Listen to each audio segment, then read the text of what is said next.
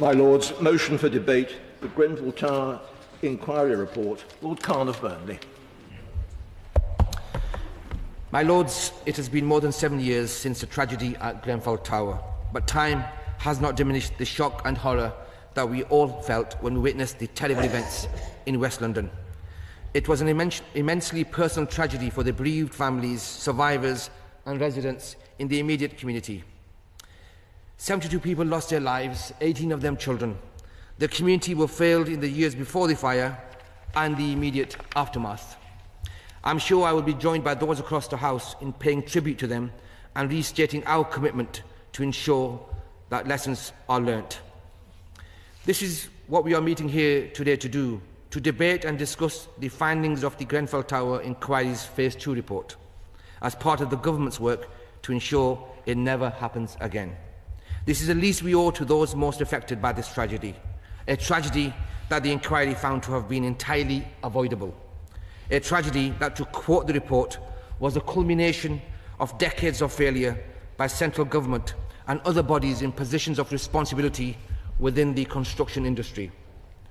I want to thank Sir Martin Moore-Bick and his team for their forensic examination of what happened on that day and why.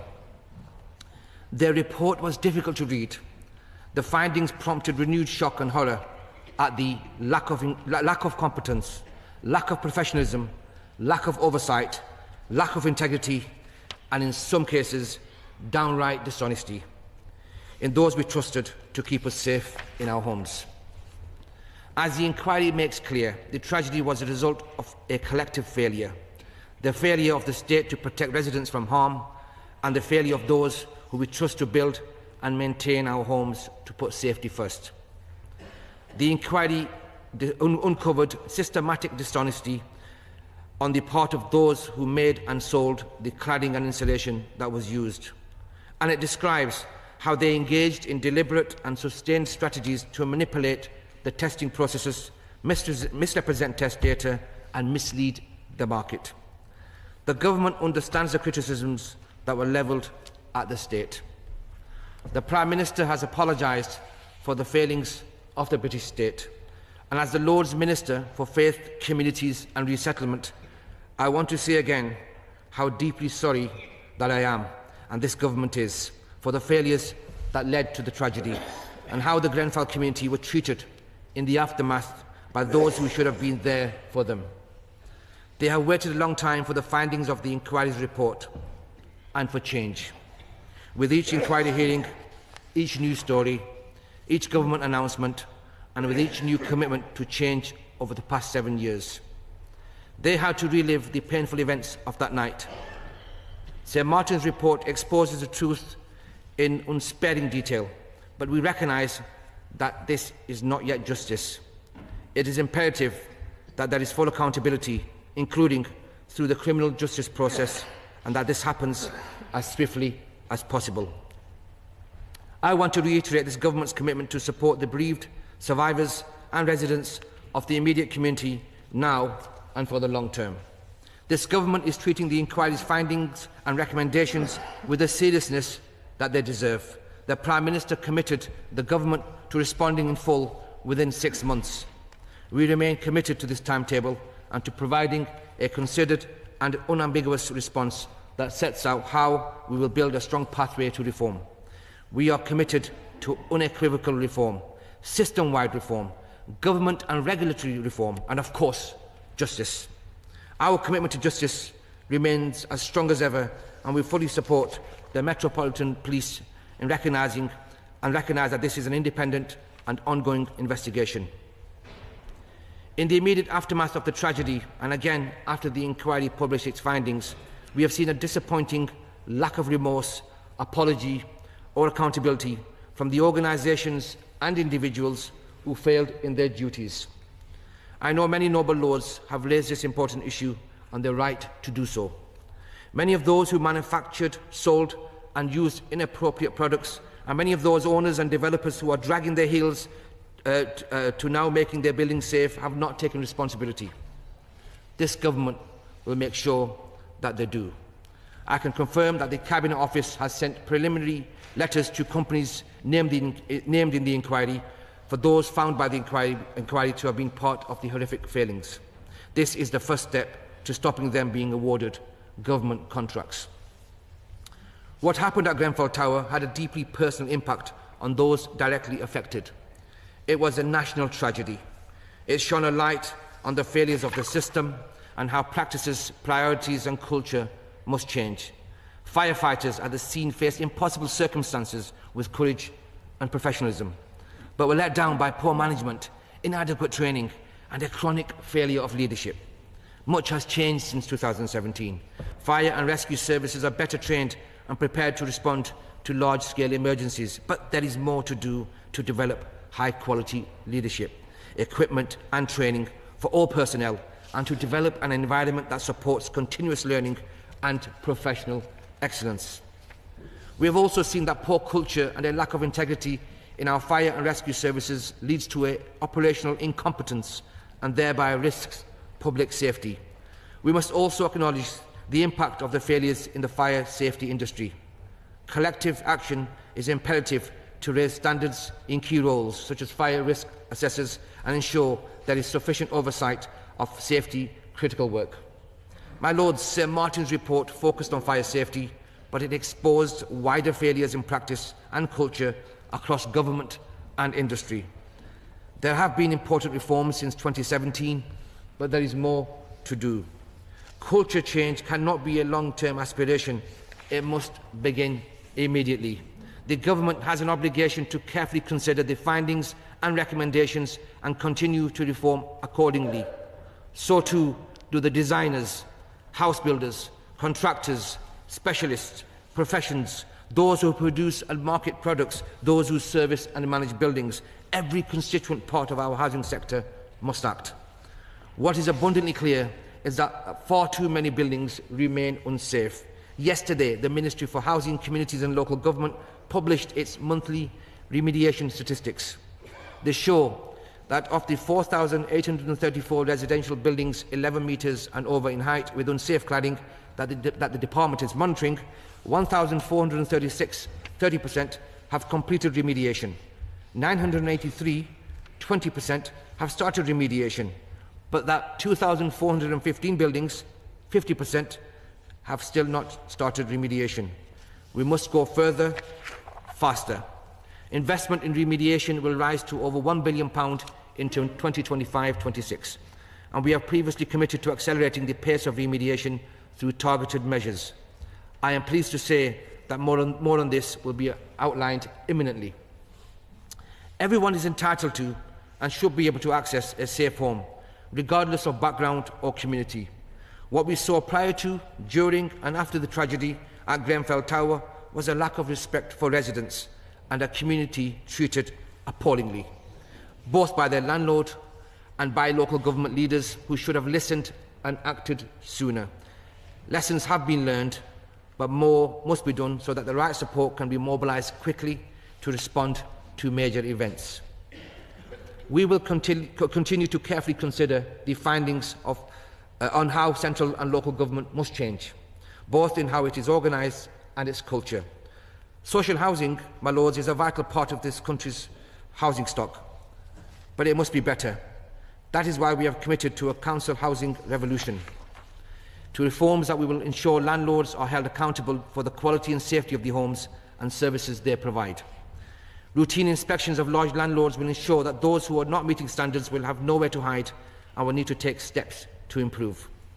Inspection results will be published and residents can have their say about whether their landlord is delivering a good quality service through annual tenant satisfaction measures. Residents must be able to trust their landlords to deliver good services. We will introduce greater professionalism in the sector to embed that trust by bringing forward a new competence and conduct regulatory standard for social housing staff. And we will press ahead with measures such as a new access to information requirements and the Make Things Right complaints communications campaign so that tenants know their rights and how to raise issues. But this is not just about social housing. All residents must be heard. Our aim must be to support a more accountable, resident-centred housing system. We are putting in place stronger protections for the vulnerable, including through AWAB's law, which will set specific timeframes for landlords to investigate and repair dangerous hazards in homes. My Lords, in conclusion, the inquiry's report is a shocking story of what can happen when a system fails, when profits are put first, when the right oversights are not in place, when residents are ignored, and when trusted actors are dishonest. We all witnessed the result of these catastrophic failures. Independent reforms have been made since 2017, but we must go further. I am sure that my noble lords will agree that this government, the emergency services that serve to protect us, and those who build and maintain our homes must work together to create a fully modernised fire and rescue service and an effective, vibrant, innovative and, above all, safe housing sector, not just for now, but for the future generations to come. The question is that this motion be agreed to.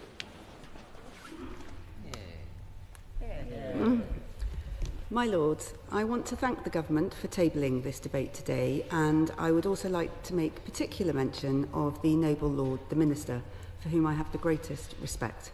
He has always followed closely the issues relating to Grenfell, and I know he will continue to do so in his new role. Back to today. It is important that we mark the end of the Grenfell Tower Inquiry, that we address the contents of Sir Martin Warbeck's report, and that we commit ourselves to doing all we can to deliver his recommendations. The bereaved survivors and residents deserve nothing less. My Lords, I declare my interest as set out in the register. It has been my privilege to work with the Grenfell community for many years now. I'm sure they would say too many years, and they would be right. But such was the scale of the failure that led to Grenfell, I'm afraid there was never going to be a quick fix. No one comes out of this report well. Not central government, which made successive mistakes going back decades and which failed to act on the risks posed by the use of combustible cladding panels and insulation on high-rise buildings. Not the council, the Royal Borough of Kensington and Chelsea, which turned a blind eye and a deaf ear to the repeated legitimate complaints of its residents. Not the companies involved in the refurbishment, Studio E, Ryden or Harley, which, I quote, failed to identify their own responsibilities for important aspects of the design and in each and every case assumed that someone else was responsible for matters affecting fire safety. Not the corporates which supplied the materials, Celotex, Kingspan, Arconic, which again, in the words of Sir Martin, operated systematic dishonesty and engaged deliberate and sustained strategies to manipulate the testing processes, misrepresent test data and mislead the market. Not the certification bodies, the risk assessors or the fire brigade, despite the individual bravery of its men and women. As Sir Martin said, it's not possible to identify any single cause of the tragedy. Many different acts and omissions combined to bring about the Grenfell Tower fire. It is, however, possible to pick out a common theme, and that is one of staggering indifference. No one in any link of the chain that led to this catastrophe seemed to care that they were engaged in the business of health and safety, that the decisions they took or didn't take could have a very real impact on people's lives. The final inquiry report stands at 1,700 pages. Throughout, with the notable exception of the current RBKC leadership, it is startling how few people are willing to stand up and take responsibility. Instead, at difficult moments during the inquiry hearings, we heard respondents say time and time and time again, "I don't recall. I can't remember." So many lapses of memory, so convenient for all those being questioned, so lacking in respect to the families and friends who deserved better. Yet, despite this opacity, Sir Martin and his team have produced a devastating report. They have turned over every rock, every stone, and left all those involved with nowhere to hide.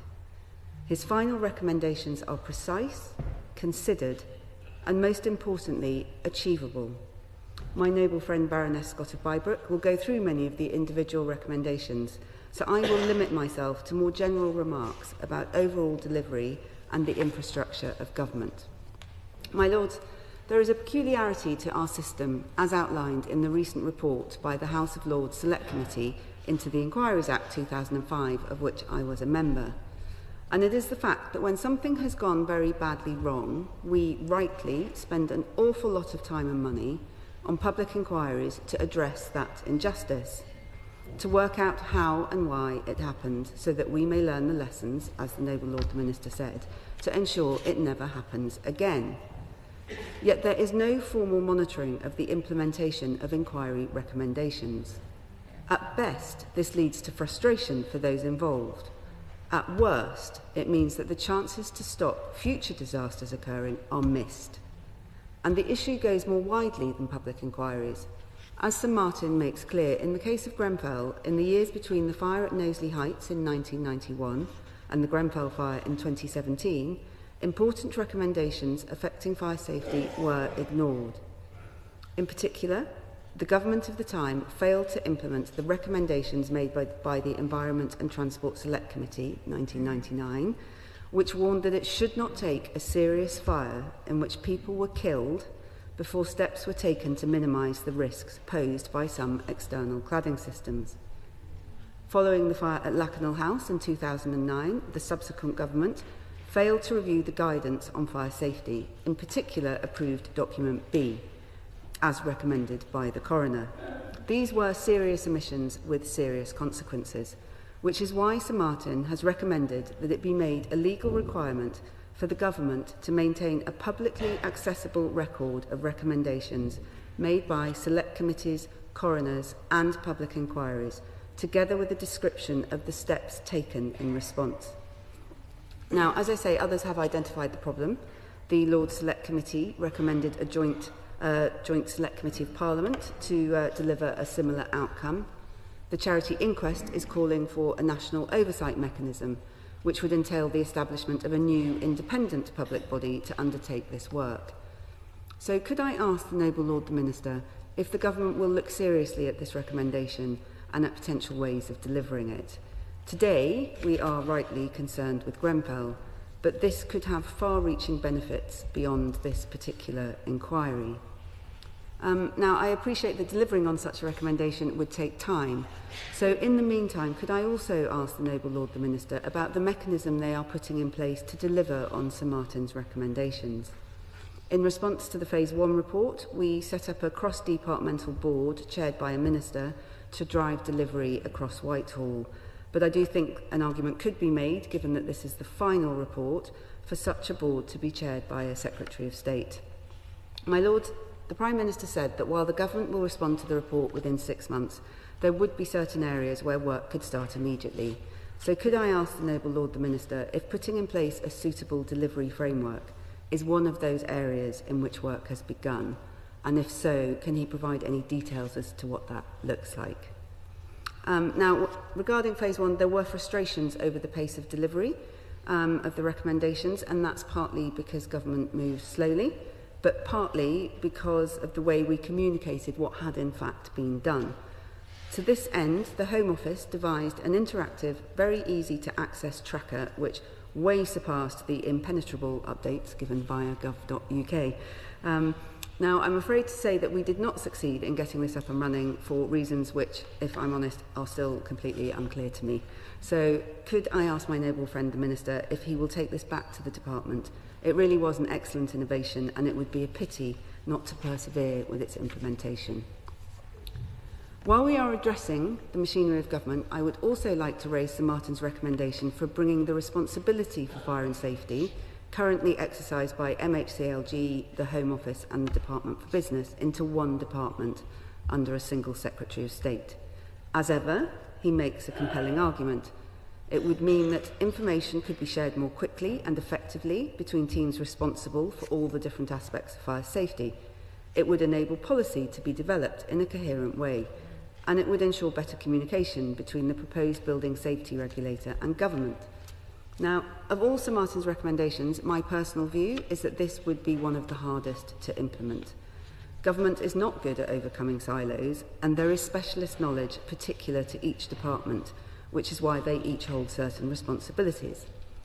That said, given the comprehensive way in which the system failed, this would not only address some important practical issues, it would help to re-establish what should have been a given, but which somehow got lost along the years, and that's the fact that fire safety really matters. Let us not forget, as the Minister said, that all 72 deaths were avoidable. So could I ask the Noble Lord the Minister if they will look at ways in which these recommendations might be achieved? Finally, my Lords, I would like to mention the recommendation to review the Civil Contingencies Act to consider two matters: granting a designated Secretary of State to carry out the functions of a Category 1 responder for a limited period of time, and also to require Category 1 responders to establish and maintain partnerships with the voluntary community and faith organisations in the areas in which they are responsible for preparing for and responding to emergencies. Now, the latter recommendation, which is essentially adding in a humanitarian responsibility to the civil contingencies framework, might not have made the headlines, but it is fundamental to how the state interacts, not just with those in need, but those it has failed. We all know how the different local organisations rallied in the days and weeks after the fire. In the years since, I have watched in admiration as the community has supported and sustained itself through its grief and hardship. The state needs to operate differently in such circumstances. Too often it can end up doing further harm, as we saw with infected blood, the post office, Hillsborough. When people have been failed as badly as they were in all these instances, and as they were at Grenfell, there is absolutely no trust of the institutions which let them down, or the people who work in them, and frankly, why would there be? But it is up to government to try and rebuild that relationship, to ensure there is empathy in the system, and to understand that this will always be a work in progress. The response to Sir Martin's inquiry will be part of that process, so I would like to ask the Noble Minister to assure us once again, as he has already done, that his government will look seriously at ways of accepting all of Sir Martin's recommendations, as the previous governments did for the Phase 1 report, and that it will make a firm commitment to continue to support the Grenfell community, not just in terms of the inquiry and the recommendations, but in the many difficult moments that lie ahead, not least the decision that will have to be taken on the tower itself. Now, as the Noble Lord the Minister will know, this is a hugely sensitive issue, and while we need to work towards a fitting memorial, can he assure me that the community, and in particular the bereaved, will remain at the heart of that process? As he said, it is now nearly 7.5 years since that terrible night. But none of us should ever fall into the trap of thinking, oh, it's a long time ago, or that it is somehow easier for people now than it was then. It isn't.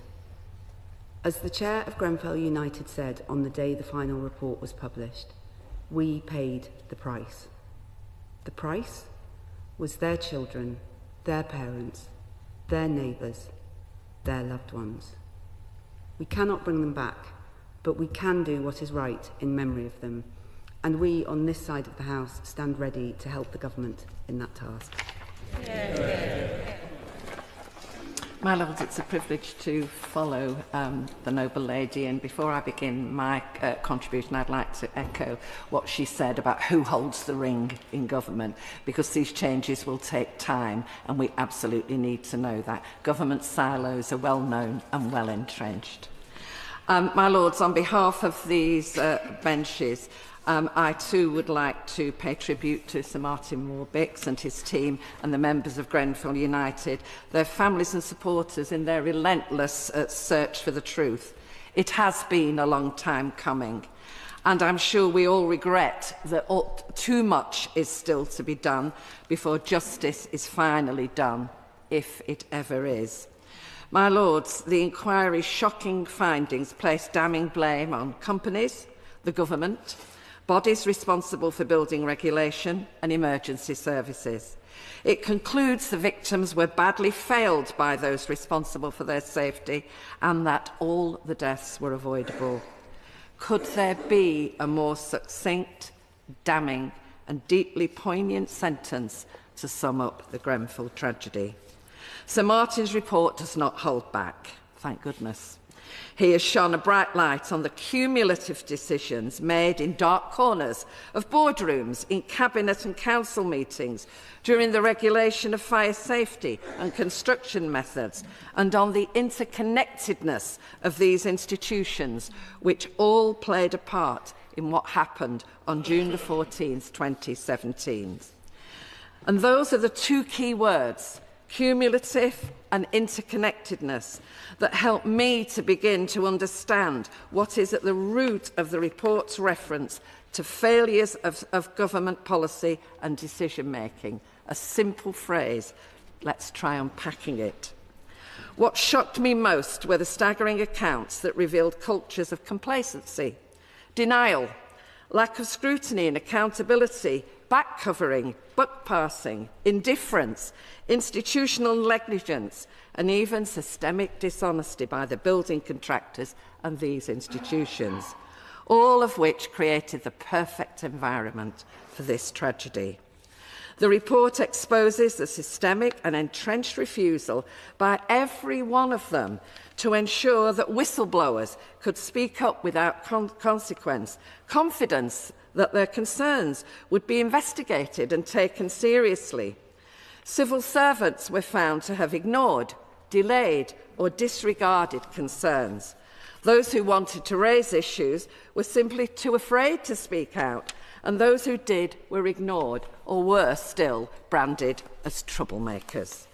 In short, there was a demonstrable endemic culture which led to the lack of importance given to both fire safety and social housing tenants, which combined in a perfect storm.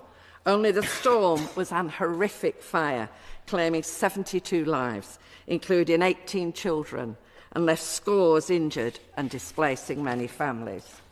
To say that the residents of that tower were let down by these institutions is a gross understatement.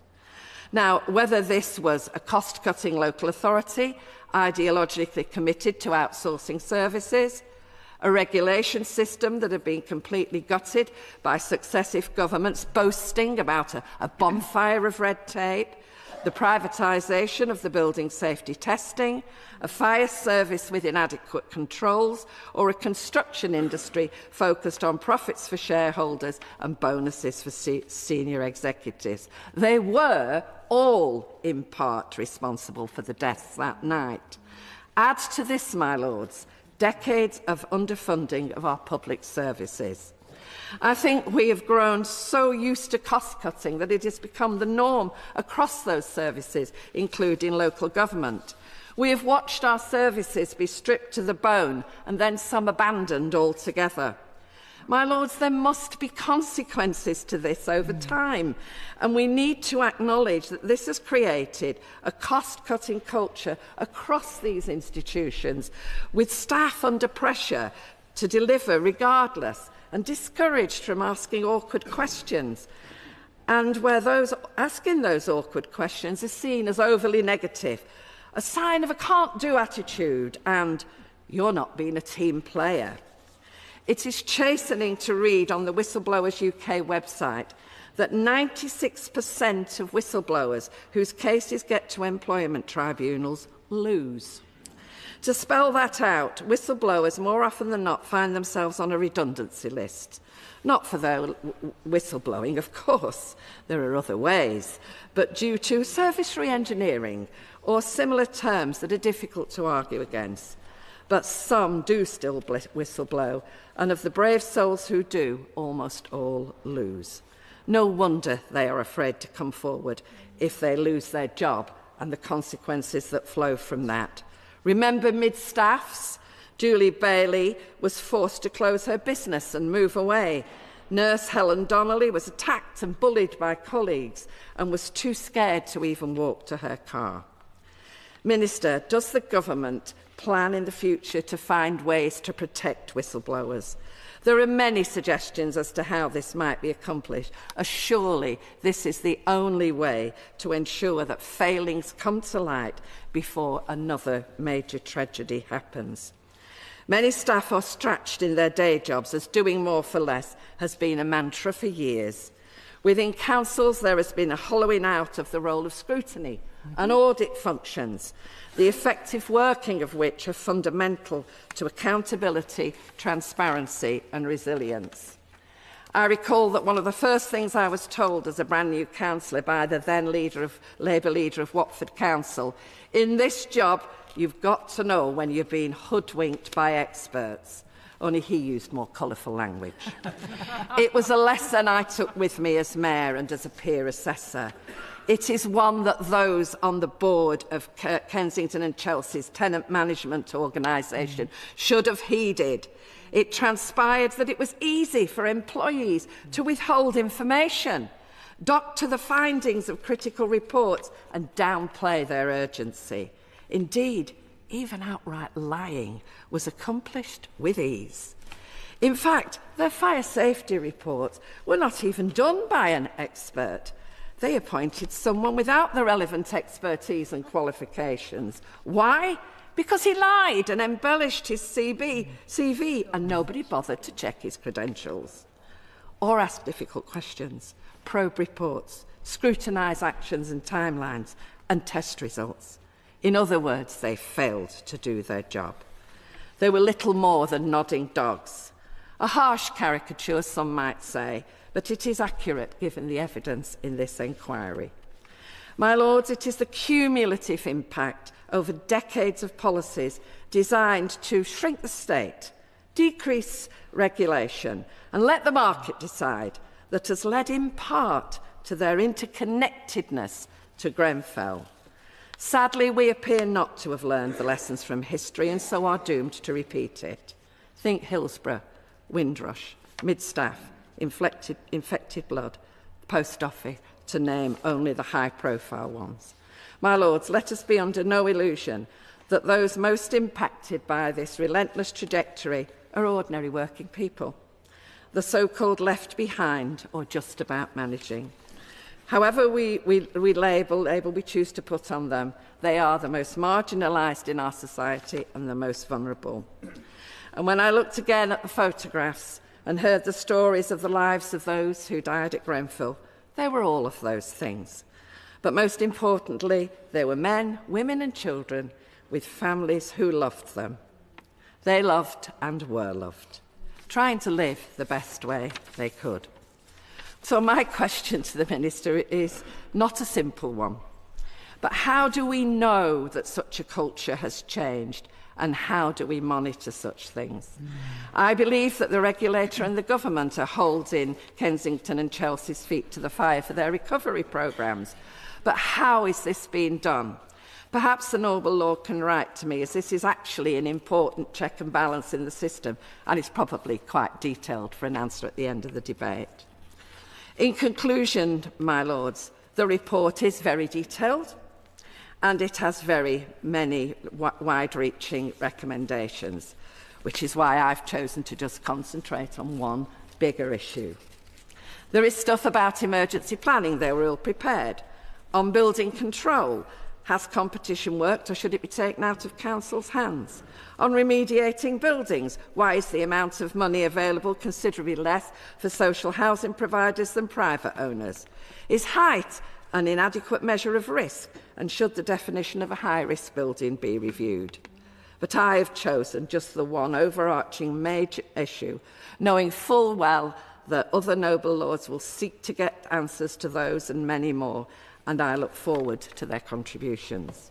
Yeah. My final comment to the Minister is, I'm sure he agrees with me, that the report raises fundamental questions about societal attitudes to social housing and its tenants.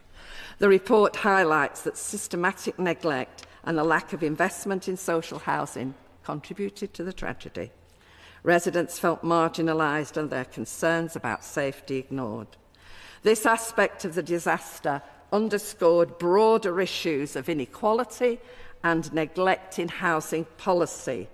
How will this government seek to change that? My Lords, I thank the Noble Lord the Minister for introducing this debate so helpfully, and I'm delighted to follow the Noble Baroness Lady Thornhill and the Noble Baroness Lady Sanderson, to whom I pay a special tribute for all her hard work on behalf of the Grenfell residents over several years. My Lords, the Grenfell tragedy continues to have powerful consequences. It revealed truths that had been hidden for years about the nation's construction industry and its housing provision. No more painful way could be imagined for bringing these deficiencies to light. But the legacy of Grenfell can and must be new and better systems that fundamentally change the way the nation provides the buildings and in particular the homes that we need. My Lords, attention has rightly focused primarily on aspects of the construction process that the Grenfell Inquiry has shown to have been deeply flawed on numerous levels. However, I want to highlight a different aspect, one where I believe the campaigners of Grenfell United have been instrumental in securing important reform of lasting, wider significance. The issue here is the management of social housing, that is, of council and housing association homes. Fundamental reform to the regulation of social housing management has been introduced as a consequence of the pressures following the terrible fire, embodied in the Social Housing Regulation Act 2023. Changes continue to materialise from the pipeline of measures introduced by this Act. My Lords, the Grenfell Inquiry report documents the highly unsatisfactory relationship that existed between, on the one hand, the body responsible for the day-to-day management of the Council's housing in the Royal Borough of Kensington-Chelsea, its so-called tenant management organisation, and on the other hand, the residents themselves, the consumers, the customers. A poisonous atmosphere and deep mistrust characterised this relationship. It is clear that the views of the residents, their insider knowledge and understanding, and indeed their warnings about safety, were all largely ignored and dismissed by the managing body. Poor organisational behaviour and a lack of accountability and transparency compounded the hostile and negative relationships between the tenant management organisation and the tenants themselves. Grenfell United, the residents' campaigning body with support from Shelter, pressed for changes to regulation and consumer protection across the social housing sector. With the awful experience of the consequences when a social landlord fails to listen to residents' views, Grenfell United shone a spotlight on the need for social housing landlords to be held to account, to adhere to proper standards, and where things were not working out, for new regulatory mechanisms to sort matters out. As a direct result of the tenacious efforts of the Grenfell residents, the 2023 Social Housing Regulation Act introduced a change of direction for the regulator, whereby the setting and regulating of consumer standards is now a priority for the regulator alongside the previous priorities of financial viability and governance. As the Grenfell Tower Inquiry report notes, the 2023 Act enables the regulator of social housing to play a more active role in the management of social housing, setting appropriate standards, requiring information to be available both to tenants and the regulator, and enforcing good practice.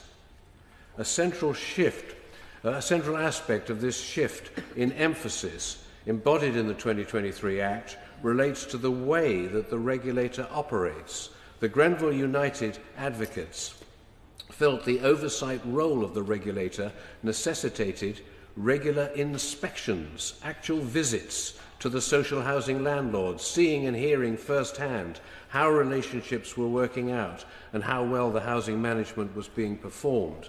Grenfell United argued that if face-to-face contact had been made with the tenant management organisation, the regulator would have heard the voice of residents. The true position would have become clear to the regulator, and who knows, the Grenfell tragedy coming down the line might have been foreseen and some action taken. An inspections regime means a changed approach from one of receiving written material from the landlords and forming a judgment at a distance. But of course, physical inspections mean extra staff and extra expense. The government of the day had hesitations about including on the face of the bill a requirement for the regulator to inspect periodically. So this was not part of the original bill. I had the honour of championing and tabling an amendment to the bill to insert an inspections duty into the legislation. We were blessed with a minister in the Lords, Baroness Scott of Bybrook, who has supported the Grenfell United representatives consistently over many years. She backed the case and brought forward a government amendment to embrace mine. As a result, today, a regular inspection regime is up and running. Last week, I met the social housing regulator, Fiona McGregor, and her chief of regulatory engagement, Kate Dodsworth. I was delighted to hear that inspections are now a central component in the implementation of the Social Housing Regulation Act's intentions and are proving an invaluable mechanism in raising standards. The Grenfell Inquiry has been able to conclude that with regard to the management of social housing, I quote, "We do not consider it necessary to make any additional recommendations in relation to the matters we have uncovered." This conclusion by Sir Martin Moore-Bick and his panel is a testimony to the persistence of Grenfell United, and I must say to the House of Lords in improving government legislation, greatly assisted by ministers in both houses willing to listen. In concluding, I must ask about a related concern which has been raised also by others. The concern relates to another aspect in the shift of culture of social landlords that presses them to raise their housing management standards. This is, as the Noble Lord the Minister has mentioned, it covers the role of the regulator in ensuring good standards of competence and conduct by insisting on the managers of social housing receiving relevant training and obtaining professional qualifications for the tasks they perform. Thanks to another last-minute amendment to the Social Housing Regulation Act, the Secretary of State now has the power to introduce this obligation on social landlords and for the social housing regulator to enforce it. All good stuff, but we are yet to see details of the mandatory qualifications or hear about a timetable for the housing associations and councils to take action. Can I ask the Noble Lord the Minister when these details will be announced? Finally, I must reiterate my congratulations to the Grenfell United team who have made such a difference to the way social housing is managed and regulated.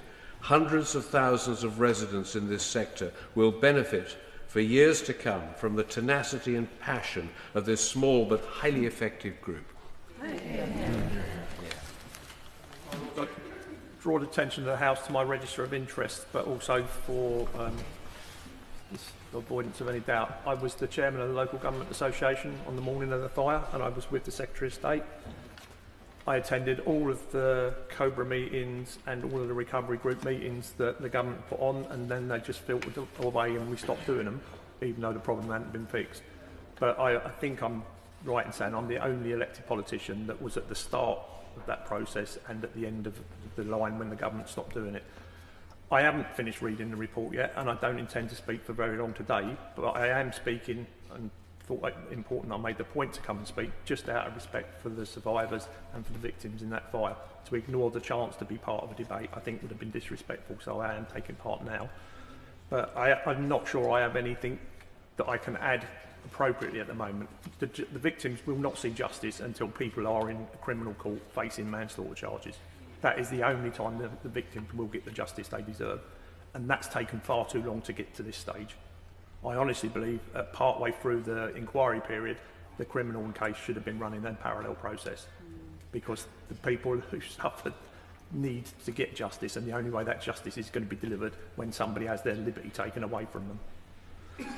I noticed when the Minister, well, I couldn't see, when the Minister said that he was hopeful that we would never have to have another case of this, but I didn't see whether you had your fingers crossed, because that is the only way we get no chance of another one. It is pure luck that is stopping another Grenfell being the case tomorrow, today, tonight, at any point. There are so many unsafe buildings in this country that will not get remediated at any time in my lifetime. There will still be buildings that are dangerous places for people to live in. When I'm in my wooden box, there will still be people who will live and sleep every night in a building that could end up killing them. We are not going to get through the remediation process. Every time somebody brings a new piece of work to the table, we find more properties that need fixing. The government's position on insisting that high-rise buildings over 11 stories, over 11 metres, are the place to look. It's not. It's all buildings that are complicated in terms of who lives in them and how they're constructed. There was a big care home that got torched and levelled, and we were lucky that nobody died in that. And the only reason nobody died was because it happened during the day and the staff were able to get everybody out. If that had happened in the night time, when the staff complement had been reduced and the people living in the care home were asleep and harder to move, people would have been victims then. I appreciate that everybody is concerned, and I appreciate that everything the government does takes time, but there doesn't seem to be the sense of urgency that is going to be necessary to get this problem dealt with any time soon. And I'm going to be probably Mr. Unpopular saying this part of it.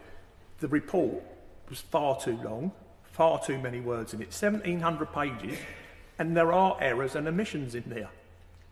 The number of the organisations that were found to be culpable in this were part of the government's immediate response afterwards. So the government set up a panel of experts immediately after the fire, and some of the people on that panel were responsible for some of the organisations that have now been criticised in the report. But the report doesn't criticise the fact that those were the people that the government went to for expert advice.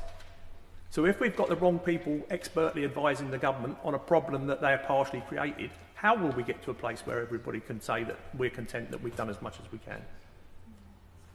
The report, so that's an omission in the report as far as I'm concerned. That should have been in there. And one error that's in the report is the building safety guidance, or in shorthand, the stay put policy. That's attributed to the LGA. That wasn't an LGA policy. That was a government policy. The government commissioned the work. The government approved the experts who put the work together and the scope of the work. The LGA was paid to bring those people together and then to host that information on its website. It was commissioned 2 chairmen previously to me, so I haven't got personal skin in the game in terms of the commissioning. But when we realised that the stay put policy didn't work because compartmentalisation of buildings doesn't work, it doesn't exist, so the whole stay put policy was premised on that you could be safe in a property. Nobody in a high-rise building is safe. We told the government we were taking the information down off of our website. We took it down. The government insisted that we put it back up again. The staff put it back up again. When I found out they'd put it back up again, I went ballistic at the staff and we took it back down again. The government now hosts that information on a government-held website. So the report shouldn't have criticised the LGA in terms because of that piece of work. That was another failing of another government department. I am going to stop because I might start going into the criminality bit and then I'll end up probably doing something wrong in here by saying some names of some people who certainly should be locked up. But the work we did through Smith Square all the way through it was plenty of evidence that would have given people... I understand. So I've worked on a building site most of my working life. When I did a proper job, I was bricky by trade. If we worked on a building site in the winter and the sand was frozen, which does happen in English winters, who knew? If the sand was frozen, we would chuck pallets into the heap of the sand to pour the sand out. We used offcuts of insulation as fire starters. It's solid petrol, it burns really well. That wasn't a secret, everybody knew that, and yet we were still allowing people to put it on buildings. So, I'm going to stop. I ain't going to get yourself in trouble. Apologies.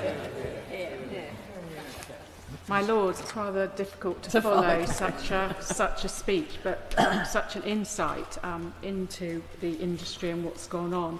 I have no doubt that everyone in this chamber can remember the horror waking to the tragic news of the Grenfell Tower fire and those haunting images on TV. And it's one of those significant moments in history, such a horror in our capital city, and where 72 people tragically lost their lives. And our thoughts continue to be with the families and the community who lost loved ones and continue to this day to grieve.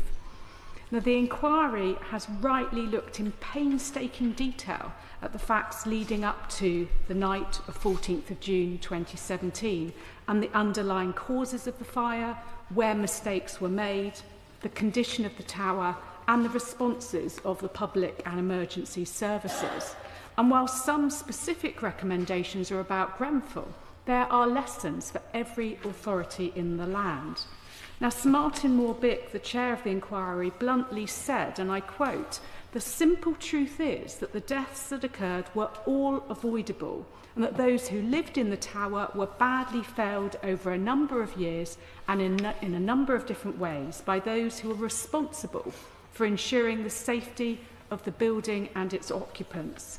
And it is absolutely damning about the construction industry, building management, inspection regimes, and the public authorities involved, including the local council, the London Fire Brigade and the government. And as one reads the reports, the perfect storm of dishonesty in the sector around the suitability of products to insulate high-rise buildings, alongside the failure of the inspection regime around the certification of such products. It's truly shocking. And there are many recommendations for the government around regulation of the construction industry, fire risk assessors and the statutory guidance. And I hope the Noble Lord the Minister will be able to update the House on progress in these areas. But the huge issue that remains is the number of buildings with dangerous cladding and other fire risks that remain across the country, but particularly in our big cities. Now, the worried emails I used to receive as a London Assembly member at City Hall, people who are scared to live in their own homes, facing crippling bills for waking watchers and remedial works, unable to sell their homes, increased insurance premiums, mortgages and service charges, and the impact this has had on their mental health and their lives. And whilst the previous government provided funding which is gradually being allocated for remedial works, there remain many homes left in limbo. How can anyone live their lives when they do not yet know when their building, when their home will be made safe? And I've spoken over the years to many housing association officers unable to access previous government funding, as to do so meant they had to basically show that their organisation was bankrupt. This cannot be right. You know, our social housing sector, as we've heard in the debate today, it needs support to ensure that their housing is made safe quickly for tenants and leaseholders. Now, I noticed the budget last month saw over £1 billion allocated in 2025-26 to help with the remediation of unsafe housing. And I understand that this figure also includes money to spend on the remediation of social housing, which is obviously welcome. And perhaps the Noble Lord the Minister can provide more details of this in his response. Now, the Minister quoted some new department figures, but I've been looking at the recent National Audit Office report, which stated that remediation works on most tower blocks over 18 metres, with the most dangerous forms of cladding, are now complete or nearing completion. However, it also estimated that 9,000 to 12,000 residential buildings over 11 metres need remediating. And as at August, which may differ from the Minister's figures, just 4,771 buildings were in a remediation programme, leaving up to 60% of buildings still to be identified. And of all of the buildings that were maybe in scope, work has only been completed on around 12 to 16%. You know, this just is not good enough. You know, we need a step change to make sure that people's homes are safe. And it's clear, I think, to us all that the scale of the cladding and wider fire safety crisis is far greater than we first thought. And I'd like to praise the work of the End Our Cladding Scandal campaign group, and I fully support their calls for the inquiry's recommendations to be implemented in full and without delay. And it's clear to me that leaseholders need to be protected from fixing all fire risks, not just cladding, and that the remediation fund process needs to be streamlined and faster. And if we are to consider how we prevent this from happening, we need to look at the regulatory regime. I'm pleased to hear the Minister mention that his commitment to regulatory reform. But there are multiple regulatory routes to remediation. There are several regulatory regimes that can be used to compel a building manager to act. For example, the fire service can serve a notice under the fire safety order. The local council can enforce via the Housing Health and Safety Rating System in the Housing Act 2004. And central government itself can apply to the First Tier Tribunal for a remediation order under the Building Safety Act 2022. And these all produce the same thing, a legally enforceable order to remediate the premises so it's safe on pain of criminal sanction, including fines and even prison. However, there is no clarity over which agency, whether that's fire, council or government, should lead on any particular premises. Indeed, I understand all three have been done successively. So regulators, I think, really would like some clear guidance from the government on which organisation should lead, especially as each case is potentially expensive, as it could involve litigating against an unwilling building manager. And without that guidance, it could all too easily be for agencies to assume another will lead, and a dangerous building could fall through the cracks. And another area where I understand there are still issues is where there is a freeholder who could fund the remediation works, but who does not accept that they are at fault or culpable. For example, they say it was the builder or the materials supplier or some previous freeholder, and they are to blame. Such freeholders might ultimately receive government funding or be able to recover the costs from whoever was at fault, but they won't begin the remedial works without some assurance of this. I think a clear statement from government that this is not acceptable and that regulators should be able to mandate that freeholders with resources should fund remediation. They should do it so straight away, and that would be welcome. This is a sobering debate and a serious moment as we look at what needs to be done to ensure everyone can live in a safe home. I look forward to the Minister's responses to these points. My Lords, I declare an interest since, as General Counsel in Number 10, I assisted Cabinet Office officials in setting up the Grenfell Inquiry. Sir Martin's report is withering in its criticisms of almost everyone who could have but failed to prevent a tragedy like this, and he makes many essential recommendations for how to stop it happening again. There must and will be accountability for the manufacturers, the designers, contractors, developers, regulators, etc. The inquiry's findings of systemic dishonesty and incompetence speak for themselves, and I understand there may be criminal investigations afoot. My focus today, however, is not on the private sector, but on the question of why successive governments were not legally required to take effective preventive measures after previous high-rise block fires, and especially after the detailed Prevention of Future Deaths report by the coroner in the Lakanal House tragedy. I think this raises a wider public law issue for the government, as the noble Baroness Lady Sanderson has touched on. Since these Prevention of Future Deaths reports arise in a multitude of different contexts, and each one records a real tragedy leading up to one or more deaths, with invaluable lessons to be learned for the future on how to prevent such deaths. The tragedy of Grenfell is a shocking illustration of what can happen when lessons are not learnt from these reports. As we know, Grenfell was not the first high-rise block of flats to catch fire. In 1991, there was a fire at the 11-storey Knowsley Heights in Merseyside. By the time firefighters arrived, the entire 11-storey building external wall was alight, with flames coming out of windows and from the roof. New but combustible cladding had been installed 3 years earlier. It had been installed as part of a pilot scheme intended to improve the appearance of high-rise blocks. To anyone who has read the Grenfell Inquiry report, this sounds awfully familiar.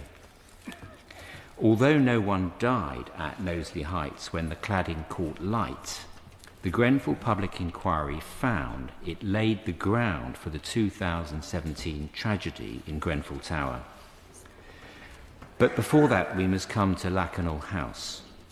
The 14-storey Lakanal House caught fire in 2009, and 6 people died, including 3 children. The resulting inquest found that the fire spread because of combustible cladding on the building. The coroner made a prevention of future deaths report on 28th of March 2013 to the Secretary of State for Communities and Local Government. She recommended that the department review approved document B to ensure it provided clear guidance with particular regard to the spread of fire over the external envelope of the building, her words. She also recommended it was drafted in a way which was intelligible to everybody engaged in construction, maintenance and refurbishment of buildings, and not just to professionals who may already have a depth of knowledge of building regulations and building control. Finally, she recommended that encouragement be given to providers of high-rise accommodation to consider the fitting of retrofit sprinklers, and guidance be given to residents on when to stay and when to, quote, get out and stay out. Officials in the Department for Communities and Local Government gave the Secretary of State a draft of a letter to send in response, and after internal discussion, that response was sent by the Secretary of State on the 20th of May 2013, the detail of which is in the inquiry report. It's easy with hindsight to criticise it, but this is what public inquiries are for, and the Grenfell found it was an inadequate response. The coroner's Prevention of Future Deaths report had provided a golden opportunity to consider whether the construction industry understood or applied the regulations and guidance, especially in respect of tall buildings with external walls containing combustible materials. But the inquiry found that the coroner's recommendations were not treated with any sense of urgency, and officials did not explain clearly to the Secretary of State what steps were required to comply with them. The department therefore failed to learn the lessons which were there for all to see in the Prevention of Future Deaths report about the inadequacy of the regulatory regime itself. So dominated were they by the government's deregulatory agenda. The omens were not therefore promising for the Grenfell Tower renovation in 2016. The Royal Borough of Kensington and Chelsea and the Tenant Management Organisation for Grenfell put value for money and appearance, not safety, as the key drivers for the project. So the cheapest cladding option was chosen, aluminium composite material with unmodified polyethylene cores. The various regulators involved who approved, certified, inspected and otherwise accredited the cladding were allowed to act without sufficient vigour and competence, and that's putting it mildly. This was in no small part because of the failure of the Department for Communities and Local Government properly to implement the recommendations of the Prevention of Future Deaths report following Lakanal House, especially around the need to provide clear guidance in approved document B about the risks of fire spreading over the external envelope of the building. So what exactly are Prevention of Future Deaths reports? Regulation 28 reports, as they are now known, are made under the Coroners and Justice Act 2009. A coroner has a duty to make such a report where circumstances exist which create a risk that future deaths will occur, and in the coroner's opinion, action should be taken to prevent such an occurrence. It's not for the coroner to identify the remedial action, it's for the person responding to a report to set out details of any action which it's proposed will be taken and to set a timetable for that action. Otherwise, the response must explain why no action is proposed. There is an obligation on the person to respond within 56 days, and in the Lakenhall House case, the department did that. But there was and is no mechanism for holding to account those who respond to such reports. Nothing is more serious than preventing future deaths, and it stands to reason there should be proper accountability. It should not take a devastating tragedy like Grenfell and a public inquiry to hold those responsible to account. The same is true with public inquiry reports, as the noble Baroness has alluded to.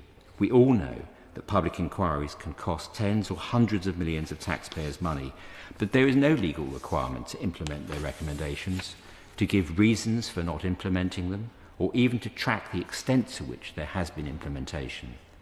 This is a shocking lack of accountability. The Grenfell inquiry itself noted in its recommendations that the department had no system for recording recommendations made to public bodies or keeping track of its response to them. They recommended at paragraph 113 that it be made a legal requirement for the government to maintain a publicly accessible record of recommendations made by coroners and public inquiries, together with a description of the steps taken in response. They said that if the government decides not to accept a recommendation, then it should record its reasons for doing so. Scrutiny of its actions, crucially, should be a matter for Parliament, to which it should report annually. Similarly, the recent House of Lords Statutory Inquiries Committee recommended a new Committee of Parliament to hold ministers to account in the case of public inquiries and Regulation 28 reports. The House of Lords Committee noted that if the recommendations from the inquest into the Lakenhall House fire had been implemented, then the Grenfell fire may have been less likely to have occurred, and that is an understatement given the more recent findings that we now know from the Grenfell inquiry itself. In conclusion, my question to the noble Lord, the Minister, is whether the government will implement the recommendation in the Grenfell inquiry in that report on introducing proper accountability for responding to prevention of future deaths reports and public inquiry recommendations. And if not, why not? It might prevent another tragedy. My Lords, I declare an interest in that my wife was, before she retired, a construction lawyer, and I've discussed the Grenfell disaster with several of our former colleagues and clients. I thank my friend the noble Lord the Minister for his introduction to this debate, and as often in the case in this House, it has become a debate of high quality. We may be few in numbers, but we certainly have covered most of the issues and have covered them in some depth and with great concern and care for the events which led to them. I'm sure I'm not the only one who would have liked to have heard Lord Porter of Spalding vent his spleen a bit more about some of the issues that he was touching on. He was too shy. Perhaps on another occasion we can learn a little bit more of what he can bring from his grand level knowledge of some of the issues that we're talking about. My Lords, I've read most of the reports and commentaries on the fire, and we're certainly not short of material to read about this. They may, in some cases, be otiose and in some cases too detailed, but they certainly give us the material on which we want to form future policy. The Grenfell Tower Phase 2 report, published this September, made 58 recommendations, and they are certainly very, very punchy and worth a lot of consideration. I'm sure that the department will be working very hard on making sure that they are brought forward. There's also, of course, two other reports. Dame Judith Hackett's report, concentrating on the building regulations and fire safety, was published in May 2018, and the government indicated that it would accept all of her recommendations. And as far as the design and construction process is concerned, the Building Safety Act 2022 has provided powers for secondary legislation to bring forward new duties of care, competence and compliance, and these duties were indeed brought into force in October 2023. However, in the meantime, evidence emerging in the public inquiry exposed apparently widespread malpractice in the marketing of construction products, including some that were found to be a principal reason for the spread of the fire within the building, and many speakers have referred to this. Unfortunately, the secondary legislation in respect of construction products, which I think was originally due to be implemented in October 2023, along with the other secondary legislation, has still not appeared.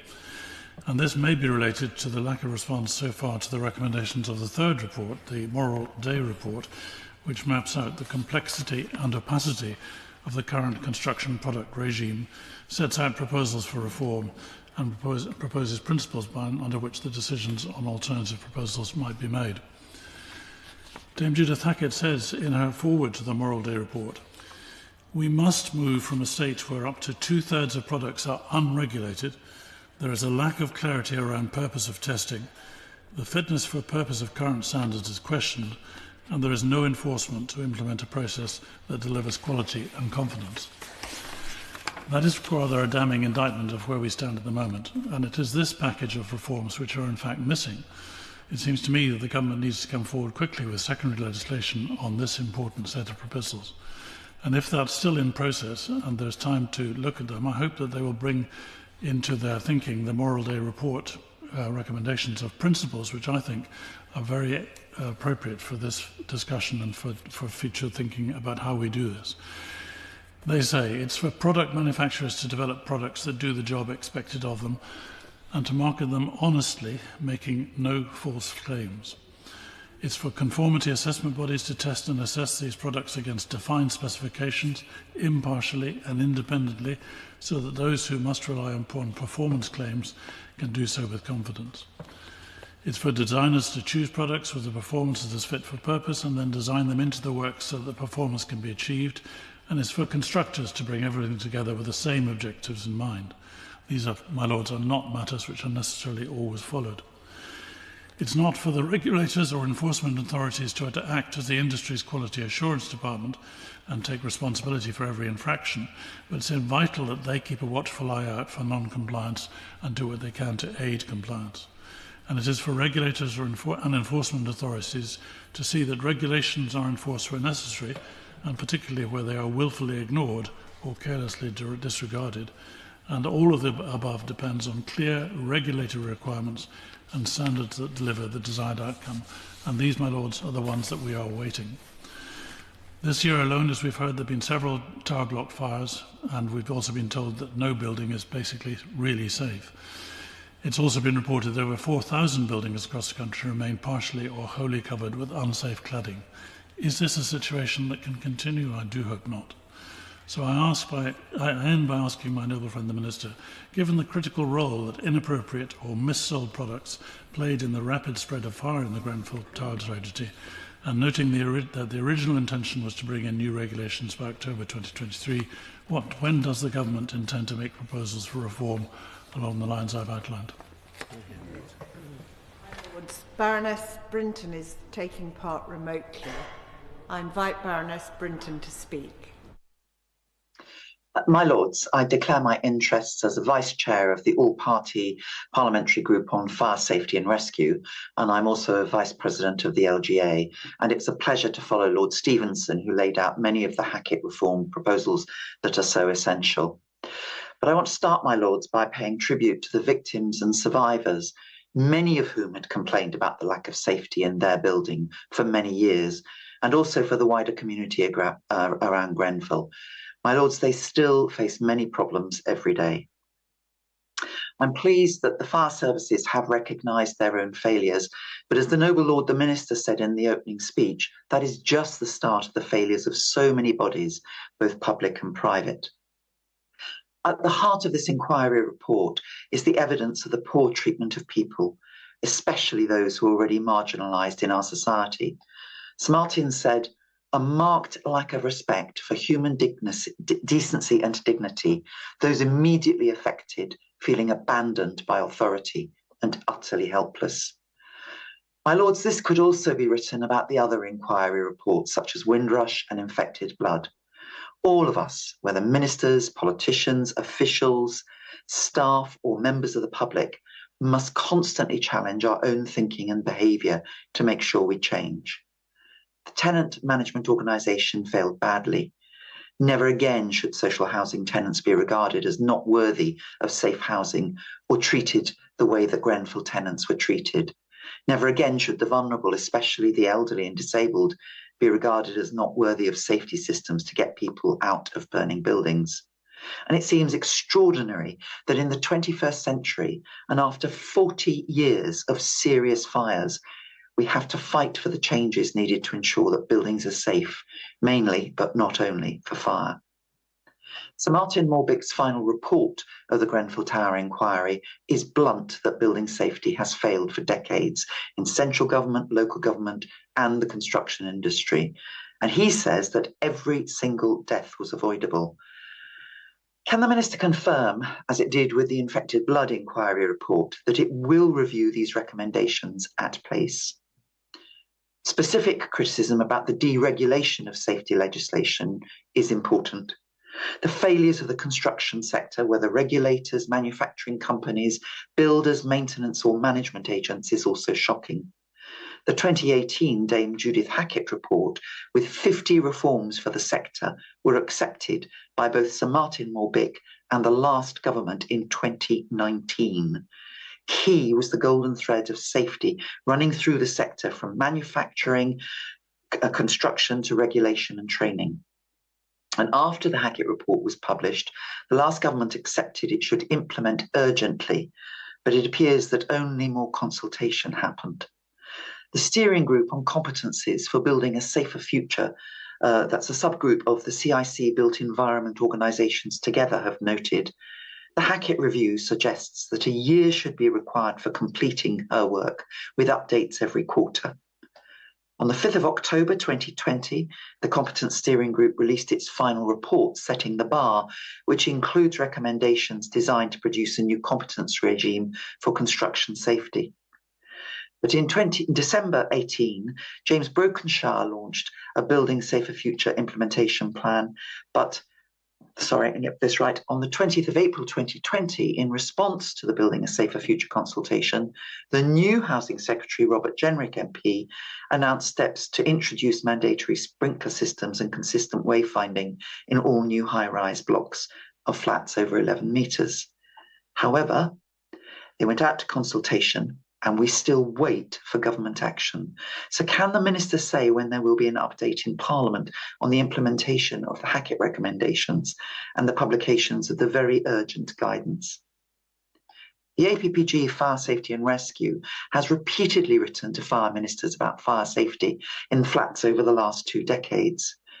We had real frustration in getting ministers to answer our questions, whether in person or in writing, including after each of the many serious flat fires and coroner's report that predate the Grenfell Tower fire, including Lakanal House. Most fire ministers over the last 20 years were not engaging, not least because fires of this type were a multi-departmental issue. Speaking as a disabled person, one of the areas that most worried me is the fact that 40% of the disabled residents in the Grenfell Tower died. 40%. There's been much debate in your Lordship's House during the passage of the Building Safety Bill and other legislation about how important personal emergency evacuation plans are. And AAA's excellent fire safety briefing for Equitable makes a clear distinction between the appropriateness of the provision of PEEPs versus person-centred fire risk assessments. But it also explains in the subsequent pages why it's so necessary. The Local Government Association wrote to Dame Diana Johnson as the current Fire Minister, saying, as you will know, the report of the second phase of the Grenfell Inquiry is expected to be published this autumn. It's disappointing that your new department will still not have implemented the recommendations of the first phase inquiry in relation to PEEPs by this point, despite 2 years having elapsed since the closure of the second consultation on emergency evacuation. We are concerned that this failure may be at odds with the Home Office's obligation under the Equalities Act and would welcome an opportunity to share our views with you in more detail. Dame Diana's response was that she told us that the recent announcement regarding the department's plan to bring forward proposals and the recommendations we recommend. She says that more information on the detail of the proposals will be shared when we are able, including a formal response to the EEIS plus consultation, and will engage with the LGA and other partners in taking those forwards. My Lords, that is still very slow, no firm date in sight. My Lords, I want to mention briefly the duty of candour and the machinery of government. One of the most shocking threads through this report is that there has been no sense of responsibility and a lack of curiosity inside various government departments, whether civil servants or ministers. And that's why we have long supported the duty of candour and pleased that the government has committed in its manifesto to introduce it. So can I ask the Minister when legislation for duty of candour will arrive? And in the meantime, what changes have been made to ensure that civil servants and public agencies always ensure that ministers are told uncomfortable truths? But my Lords, changing the law alone is not enough. We know from when the duty of candour was introduced into the NHS that cultural change is also vital too. So can the Minister outline the government's plans for culture change inside government? The Morbick report also says that the machinery of government and its agencies failed the victims, principally through the interdepartmental working. Fragmentation, lack of curiosity, resulted in inaction, delay and obfuscation, which cost lives. Ironically, or perhaps not ironically, this is also a criticism of the Infected Blood Inquiry report, the Hillsborough report, and the Post Office Horizon reports. Can the Minister say what steps the government is taking to ensure that everyone across government knows which department is leading and how the current culture can be changed to ensure that no more tragedies like Grenfell can happen again? My Lords, it's vital that the police and the CPS move at pace to review the report and investigate those individuals and organisations who Sir Martin said deliberately breached the law. Given the pressures on both the police and the CPS, will the government provide extra resources for this? Because, my Lords, justice further delayed is justice denied. And finally, my Lords, can the Minister say how the government will report back to Parliament on the progress of the recommendations? I ask this specifically in question in light of the recent Dagenham fire in August. A resident of that block has been in touch and said that the cladding on the Spectrum building had mostly been remediated. The cladding on the 5th and the 6th floors had been replaced and held up quite well against the fire. The timber frame of the 5th and 6th floors is where the fire continued to spread. But my Lords, the site clearly wasn't safe. She goes on to say that there was confusion over the alarms, mandatory documents don't seem to exist, and most importantly after the devastation, no one talks to the residents. We've been treated terribly by the private companies who profit from the development. The local authority have done an excellent job in stepping in and helping us. And she goes on to, I start by noting that we have a record of 40 years of fatalities, my Lords. 8 years after Grenfell, there is still an urgent need for everyone involved. Government, public services, the private construction sector, housing management agents, freeholders, to really dedicate themselves to making sure Grenfell can never happen again.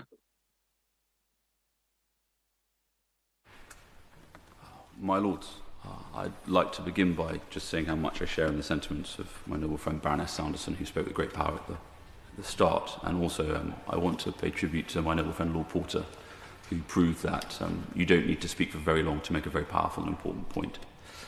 Given the scale of the inquiry report, and both in terms of the time span it covers, but also the breadth of its recommendations and the subject matter, it's incredibly difficult to know where to start. Noble Lords in the Chamber today have covered so much of that ground, and so I don't want to be repetitive. And in such circumstances, the best advice I ever received was begin with the truest of the true, and then the rest will take care of itself. And so the truest thing I can think of really is where I was the night of the fire. I was living in Victoria and working there at the time, and I remember coming home and opening the curtains in my apartment, and the sky over West London was lit up, and it wasn't the still cold light that you sometimes see coming from stadiums or festivals or anything. It was something very different. It moved. And I turned on the television, and then the horror of what's happening sort of unfolded in front of me. And then I remember the next day walking along Buckingham Palace Road near where my office was in the late afternoon, early evening, and there was ash falling from the sky that hit my coat, covered my shoes. Now, I share these things not because I think that there's any profound policy insight to be drawn from them. Clearly there isn't. But what I do think is that any part of an enduring legacy requires the act of remembering. And not in a corporate sense, something where you check the date on a calendar, but as something personal and that's deep. And if we can remember, we should. And each time we do it, however innocuous, however tangential it may feel, not as much as mine are, the greater memory lives that little bit longer. In terms of policy, like Lord Porter, I've not been able to get through the 1,700 pages of it, but I remember on the morning of the report, I read through as much of it as I could, and I've revisited it since. There were two things I want to raise with the Noble Lord the Minister, which I think are important for him to take away. The first is this question of pace of remediation. I know the recent NAO report laid bare the sheer scale of what's left to be done, and he himself noted it at the dispatch box. I worked in 2018 in the Ministry of Housing, Communities and Local Government on this issue, and I know from first-hand how incredibly complex it is. And one of the challenges is that there are multiple different schemes, for want of a better word, where different types of buildings can access different sorts of support and different sorts of funding and different sorts of information. And I'm sure that if we could go back in time and know everything then that we know now, that we probably wouldn't have designed it in that way. And so I think a critical part of helping to speed up the pace of remediation is a relentless focus on trying to simplify the process as much as is humanly possible. And so I would encourage the Noble Lord the Minister to take that away and try their very best, actually working with the department to make things simpler. And the second thing is on transparency. Information breeds confidence. And one of the things that I think is incredibly important for people, particularly those who are affected living in buildings that require remediation, is not just the feeling of frustration that where they're living is not safe, but actually that they feel like they've been forgotten. And so every time that the government acts to produce an update on information or makes a statement to the House or generally does anything to show that it's still alive to the concerns that people have, it genuinely will breed confidence in the people who are still affected by this. And as Lord Porter pointed out, I mean, the projections on this are quite far out. I mean, 2035 is one I saw in the NAO report for remediation. It could go on much, much longer as new challenges emerge. And so I'll leave it at that. My Lords, it is a pleasure to take part in this debate, and of course the great advantage of being a fair way down the list is that it enables me to strike out some of the things I would have said in more detail. But I too pay tribute to Sir Martin Morbick's report, as I do to the forbearance of the 72 people, families, those who died in the Grenfell tragedy. The Phase 2 report is both weighty and forensic, and is sobering in its implications. And as a chartered surveyor and also a patron of the Chartered Association of Building Engineers and member of the Fire Safety APPG, I find that those implications are very profound and far-reaching. Now, I can't not thank Your Lordship's Library for having provided a very helpful and useful briefing note, and also all those who've written to me. I must also thank my eldest son, who's my researcher, been doing some work for me on this, and fellow professionals who've been happy to share some very candid views. I turn to a point that was raised by the Noble Lord Carter of Hazelmere. We were warned. Earlier fires here and abroad, coroner's reports he particularly referred to, and what followed on from the Lacanau House fire, but also select committee and other public body reports. Noted, filed, responses made, but sadly lessons largely unlearned. That has to change. Now, the Phase 2 report, in terms of its technical and forensic detail, speaks for itself, and I agree with fundamentally with all its findings and recommendations, but I need to look at the wider context. As Professor Shane Ewan notes in his book Before Grenfell, and I can recommend that to any noble lord, what he describes as the neoliberal agenda of burning the red tape and moving to individual responsibility also failed to maintain consistency of oversight, enforce regulation, or impose sanctions. And the moral hazard that sits behind that arrangement does not need any further explanation from me. But there is a risk of doing this again. The principles of a proportionate approach in fire safety, a tolerable risk, and what has come to be a further undefined term, life-critical fire safety, are all untested. Arguably, they may make things less safe than the building regulations requirements that constructors were supposed to follow and adhere to prior to Grenfell. And this particularly matters with remediation and the requirements of what I can only describe as the rather equivocal PAS 9980. And I think that needs review to make its wording clearer. And it's particularly important also in terms of the building regulations assumption of stay put. Noble lords will be familiar with fire resistance criteria, half hour, 1 hour, 1.5 hour. They've been in regulations since 1965, which were the regulations I grew up with, as it were, in studying for my profession. But they assume a building has sufficient fire resistance and compartmentation to enable firefighters to access and put out the fire. That is the fundamental purpose of that. But adding to the fuel load by incorporating lightweight components, doubtless with the best of intentions in terms of reducing greenhouse gas emissions, has altered that entire fundamental understanding. And it's done so while nobody seemed to be taking any notice of what was happening or what might be the consequences. And it has all sorts of implications for establishing adequate fire safety in existing buildings. One hopes that new regulations will deal with the ones that are going to be constructed in the future under new regulations. The Noble Lord Porter of Spalding's point on the complexity of buildings is apposite, because I've always said that lower height does not necessarily equate with lower risk. I'm glad to see the Noble Baroness Lady Pinnock nodding, because she and I have argued that uphill and down dale in this house, particularly during the the building safety bill. But my point is here that safe buildings, in other words, those that resist the fire and the spread of fire if it occurs, they also protect people.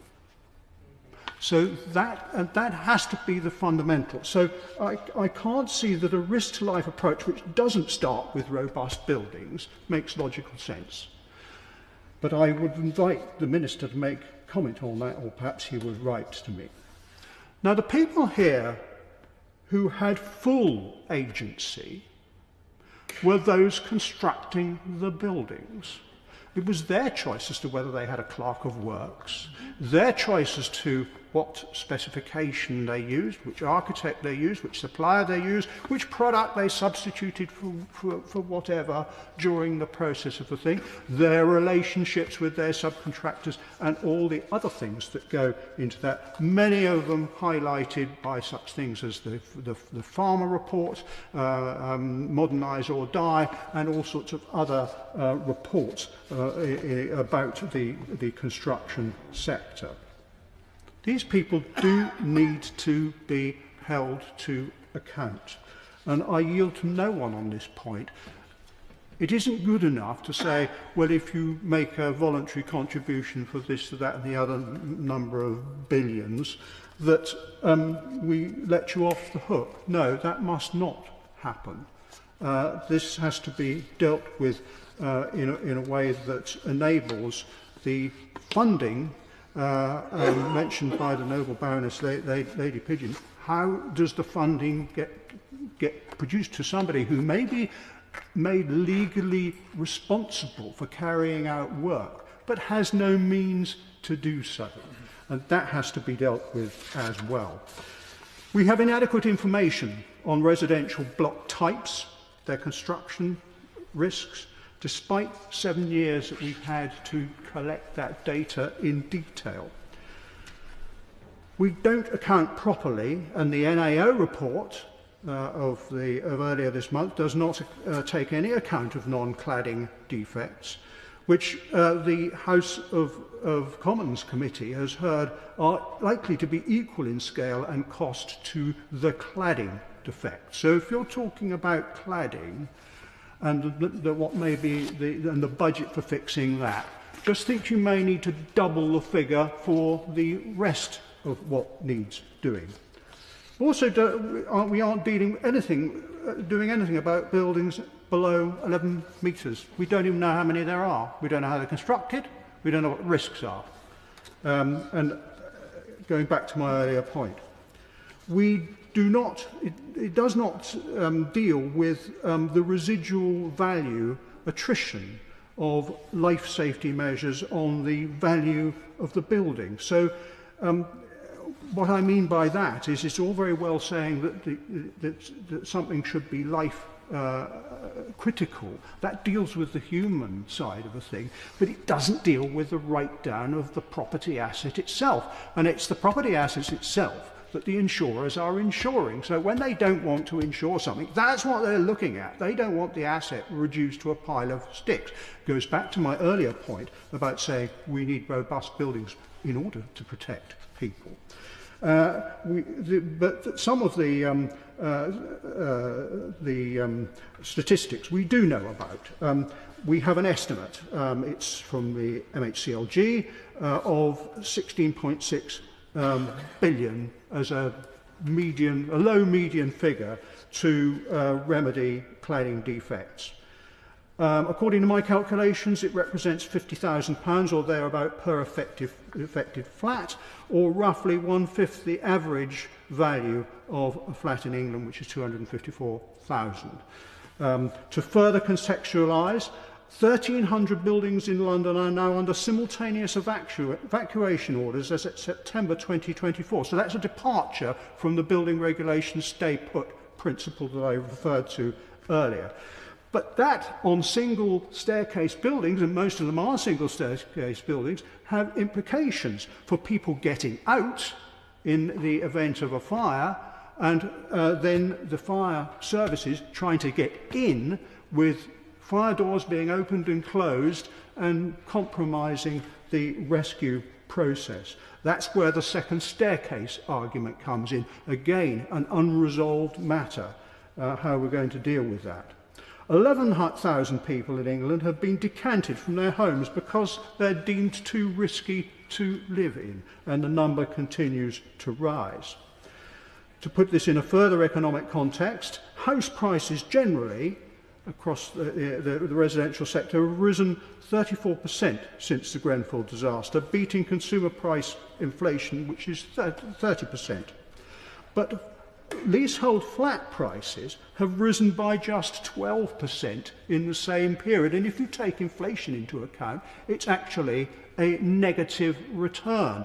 That has significant implications for the inventory value. But more to the point, it affects individual household spending power, their sense of well-being, their ability to build equity. It affects banks and lenders' ability to generate money, and has a very, very significant effect on this the overall economy. I haven't tried to work that out, but I think it ought to be dealt with. Now, my lords, we aren't out of the woods yet. I'm watching the time. The Grenfell report suggests bringing building control under some public body not driven by conflicts of interest, and I agree with that. But needless to say, the industry out there is starting to shift as we speak, because there is some evidence that those who've been involved in building regulation inspections are migrating to other roles. Why wouldn't they? It's becoming a bit of a toxic area to be involved with, probably quite difficult to get professional indemnity insurance and so on. So there's an attrition going on in terms of their numbers, and the training can't keep up. So if we're not careful, we're going to run into a situation where projects that might legitimately be expected to go ahead will be stalled because there isn't the personnel to keep going, keep ahead of that. And there are other areas of expertise, specialist expertise, cladding, smoke extract, staircase design, and wider fire safety assessment. We are in deficit with people who are able to deal with that. So who is to do that, and how is it to be funded? And I'm told that in the year ending September, just gone, some 4,000 construction firms have become insolvent. Well, my lords, that's a very difficult thing to try and deal with. My lords, the noble Baroness Lady Pigeon touched on the last point that I wish to make. Ultimately, we are talking about people in their homes, a place that should have been their secure residence from which they conducted their lives, operated their work-life balance, maybe brought up children, but established their friendships and put down roots and became part of society. And it's this problem now that we are faced with unmortgageable property and sky-high insurance costs and very high fees for general maintenance and management, many of them imposed under the Fire Safety Act, are becoming a real corrosive factor in what should be these people's secure place. And the mental stress and strain and the repossessions and sell-offs which are still going on, and the fact that people are not being allowed to extend their mortgages, putting them at a real financial disadvantage, is something that one can only feel must be the most terrifying thing that affects homeowners in this category. And that really does have to be addressed, because I fear that a very large cohort, it may be 300, it may be 400, it may be 500,000 people, homes that are affected by this. This has to be looked at most carefully, and I hope the Minister is taking good note of that.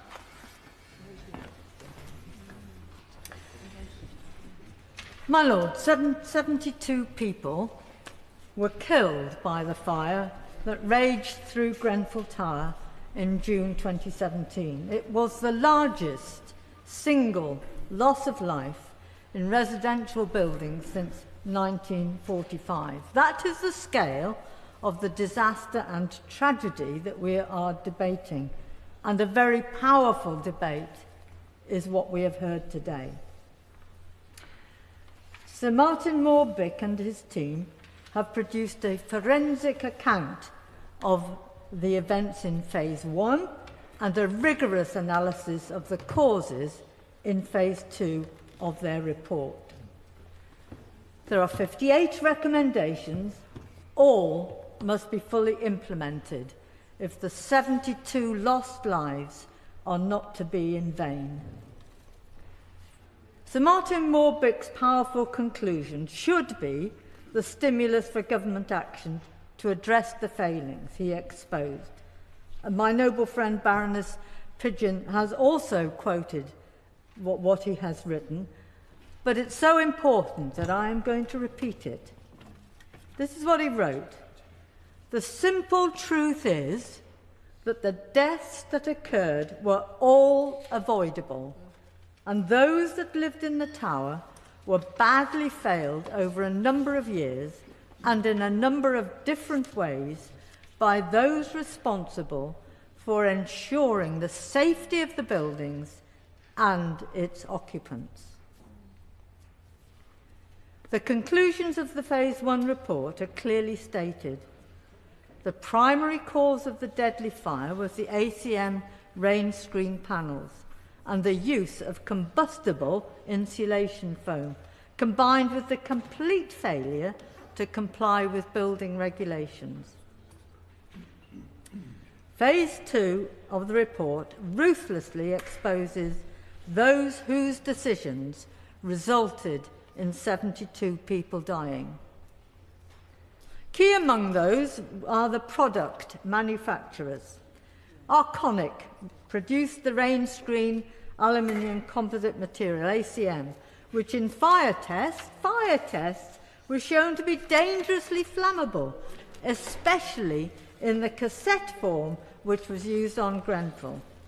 The report says that Arconic, quote, I quote, deliberately concealed the true extent of the danger of the product in cassette form. Deliberately concealed it. Then there were the manufacturers of the foam insulation.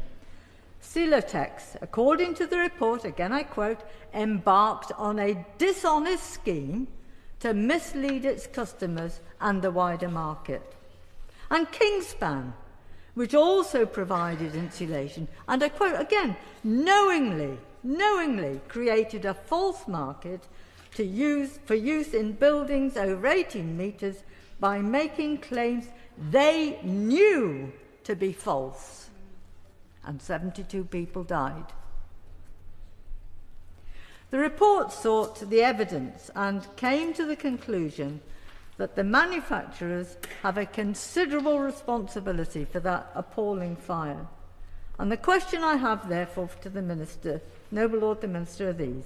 Has the government prevented these manufacturers? They've written to the manufacturers, but have they prevented them from any further government contracts? And has the government provided guidance to councils and other public bodies to do the same? Secondly, the report clearly finds these product manufacturers culpable in the deaths of 72 people. When are they to be prosecuted for their actions, as the Prime Minister has promised? Other organisations are also culpable. The testing and certification bodies provided the necessary stamp of compliance for the use of the materials which enabled the fire to consume Grenfell Tower so rapidly. The British Research Establishment has a primary function to test whether materials can be used for specific purposes, including fire safety. Yet the report states that the BRE had, and I quote, a desire to accommodate existing customers. Damning in itself, but a further comment in the report states that this was done to retain business at the expense of public safety. The British Board of Agreement issues certificates for products and systems in construction, a certificate of worthiness for materials used as part of the Grenfell Tower refurbishment needed such a certificate. The BBA published, and I quote, a material wrong certificate covering the ACM cladding after the manufacturer refused to respond to request for updated test results. As the report says, the BBA became a victim of dishonest behaviour on the part of unscrupulous manufacturers.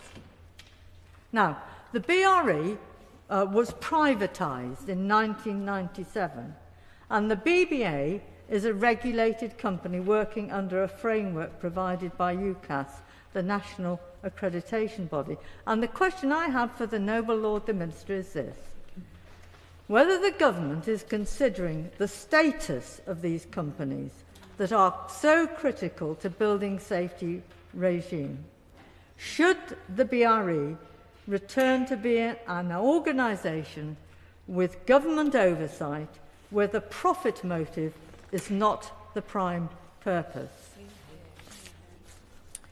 The other main contributors to the tragedy are the TMO, the Tenant Management Organisation, and the Council, the Royal Borough of Kensington and Chelsea. My noble friend Baroness Thornhill has exposed the culture of incompetence and indifference to the Grenfell Tower residents that led to the way decisions were made without their interests being paramount. Given what has been said, does the noble Lord the Minister think it is now time to reconsider whether councillors should have a greater role in the governance of local authority housing? And my noble friend Baroness Brinton has drawn the attention of the House to the appalling failures in both complying with building regulations and the lack of plans for those with mobility problems. Baroness Brinton is, of course, right. But what is going to be done to put those errors right? The recommendations in the report include a reference to what it states is, I quote, the arbitrary definition of high-rise as being over 18 metres or 7 stories, which it concludes is unsatisfactory. Now, given the definition is used in funding allocations for remediation purposes, will the noble Lord the Minister provide the reasoning for that definition and whether or not the government is willing to change it? Since 2017, thousands of people have been living in buildings with dangerous flammable cladding. The National Audit Office report this month is critical of the snail-like speed at which remediation is taking place.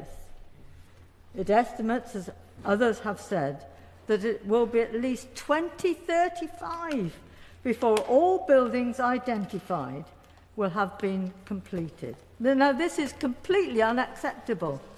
People are living in those flats knowing that the cladding on the external walls is dangerously flammable, and yet it might be another 10 or more years before remediation has been done. That's simply not acceptable.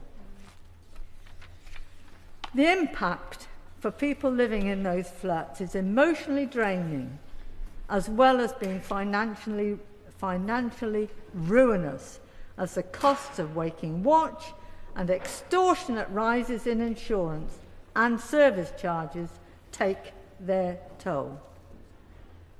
As remediation occurs, so are deliberate building defects exposed, where construction companies fail to insert, for example, fire barriers, which are required by building regulations. These then have to be put right, and the question is, who pays? Now, leaseholders do not own the building. That is the responsibility of the freeholder, many of whom are finding as many loopholes as possible in the legislation to avoid their responsibilities. The campaign group End Our Cladding Scandal want the government to protect all leaseholders from costs to fix all fire risks, not just cladding. Liberal Democrats agree. Does the government?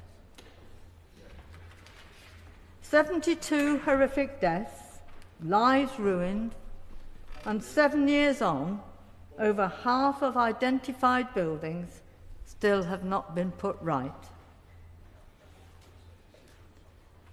More than 7 years on from Grenfell, we now know what happened and why.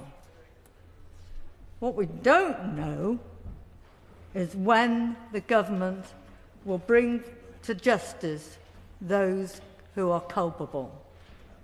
When the government will force construction companies and developers to pay for their responsibility in building blocks of flats which were dangerously unsafe.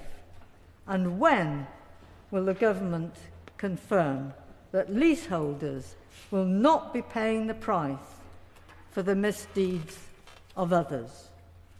My lords, 72 people died. We have a duty in their memory to put these things right. Yeah.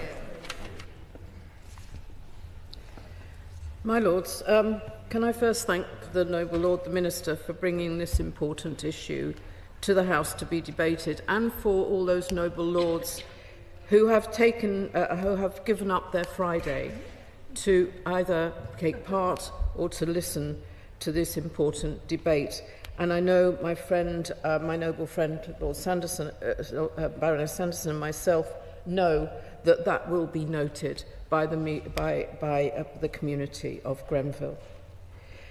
I've been involved in the community since just after the fire. Firstly, by working for the government with the Royal Borough of Kensington and Chelsea, and then as a minister responsible for the Grenfell community.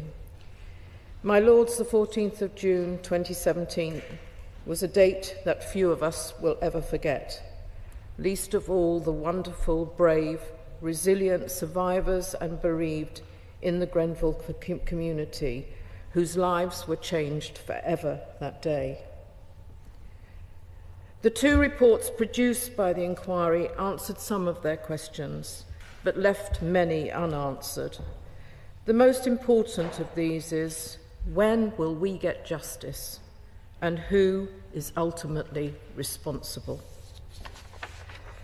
Can the Noble Lord the Minister tell the House when he expects these questions will be answered? And can he also tell me what engagement the government is undertaking now with the communities in the meantime, especially the bereaved and the survivors? My lords, I will not repeat all the issues and questions raised by my noble friend Baroness Sanderson, who alongside the former MP Nick Hurd has been a huge supporter and friend to the Grenfell community. I support and agree with everything that she said. My noble friends Baroness Sanderson and Nick Hurd have ensured the voices of the Grenfell community have been heard at the very top of government over the last 7 years. They understand the Grenfell community, and I urge the new government to continue to listen and to engage with them. My lords, in this debate, we've quite rightly heard a great deal about the importance of safe housing. As this matter has been explored in great depth by the noble lords on all sides of this House, I will keep my comments on this point. And this matter is at the forefront of the Grenfell community's minds. And as I've rightly heard there, they've said, no one is safe, my lords, until everyone is safe.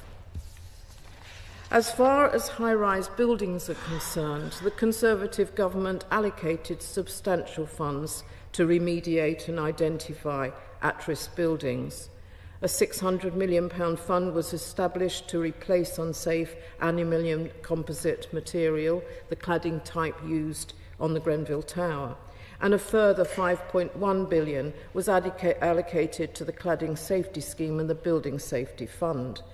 And I hope this new government will follow our lead and allocate the correct financial support needed into the future. Because, my lords, there is much more, as we've heard this morning, much more to do. Unfortunately, as we heard during the inquiry and testimony week, the tragedy of the Grenfell fire has its genesis years before the night of that terrible blaze, and there are lessons that need to be learnt, especially, my lords, by local authorities, by tenant management, organisation and social housing providers. That said, encouragingly, the Royal Borough of Kensington and Chelsea has since gone through extensive change. Its culture and commitment to its tenants, under the leadership of Councillor Elizabeth Campbell, have been radically improved. Even so, the Council will admit there is more to do, and it has just accepted all the recommendations from the inquiry. My lords, the stigma attached to being a social housing tenant is real. Too often they are not listened to, and too often no action is taken regarding their concerns. And this results in an overwhelming feeling of powerlessness. The passing of the Social Regulator Bill by the previous government was noted as a positive move in the inquiry report, and I thank this House across both sides, and particularly Lord Best, for the support that bill was given. The Grenfell community wanted the social housing sector to be further regulated, and the Conservative government delivered that. The new regulator now in place, it is listening to tenants and has the power, as we've heard from Lord Best, to challenge providers who ignore their tenants' concerns and provide poor or untimely services. A further priority of the bereaved and the survivors was the future professionalisation of the social housing sector, ensuring that all staff are suitably qualified to work in that sector with the skills to understand the tenants and their needs. And I would ask the Noble Lord, the Minister, could he update the House on the progress in implementing this part of that Act? Also, to update the House on AWAB's law, which we are waiting for an SI to come through in order that also can be implemented. I would be grateful an update on those. But I thank the regulator. I have met them more than once, and their good work came into force very, very quickly. But I encourage them to continue their strong liaison with the tenants and their voice, listening to those tenants for their valuable insights. But we gave them in that Act the tools to deal with poor practice. But I would ask the Minister to assure the House that these powers will be kept under review, particularly and strengthened if necessary. My Lords, 72 people died in Grenfell Tower, but that terrible number is by no means the extent of the suffering caused by the fire. Many others who survived or lived nearby are enduring the physical and mental effects of the fire. It is important, therefore, that health services for the community have been and will continue to be tailored to their needs. Before me leaving my post in DLUC, I was challenging the health service, both locally and nationally, to continue to provide a bespoke service for that Grenfell community, including monitoring of the community health over a period of a number of years, if not decades. This included, though, regular physical and mental health checks that can be easily accessible, including for those survivors who've moved out of area. And can I ask the Noble Lord, the Minister, to ensure the House that this work is continuing and that it is funded for as many years as is necessary. My Lords, of the 72 people who died in the fire, 18 were children. Those children had young friends who had to come to terms with the loss of those friends. Others children watched the fire happening that night and had their lives and had to live their lives in the sight of the tower ever since. They are still walking to school, past it, every day. Schools and their teachers have played a crucial part in the lives and the well-being of these children over the last 7 years. These schools have supported, signposted, protected and cared for these children through very difficult times, and we owe them a huge debt of gratitude. However, my lords, additional services cost money. There was a question on how these school services were funded, and we want to know how they will be continued to be funded to do this essential work. Therefore, I ask the Noble Lord the Minister to ensure that these issues continue to be discussed and solutions found. Many of the children affected saw things no child should ever witness. Now these children are growing up and taking their first steps into the world of young adults. It is important, my lords, that we support not only them through their career choices and their further education, but also their mental health as they traverse this stage of life, so that they can manage their trauma and stand on their own 2 feet as happy and thriving adults. And so I therefore urge the Noble Lord the Minister to ensure that these services are readily available in a timely manner and properly funded. The Grenfell Inquiry is a damning indictment of 30 years of successive industry and state failures.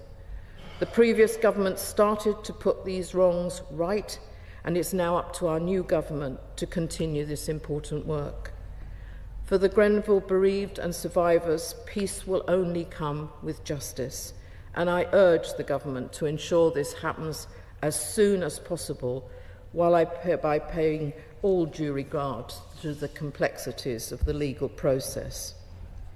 We will, as His Majesty's opposition, ensure the government continues to make the Grenfell community a priority and that the recommendations from the report are delivered. But we are always here, as His Majesty's opposition, to help. I finish, my lords, by saying that my thoughts are always with the bereaved, the survivors, and the wider community that is Grenfell. You are always in my prayers.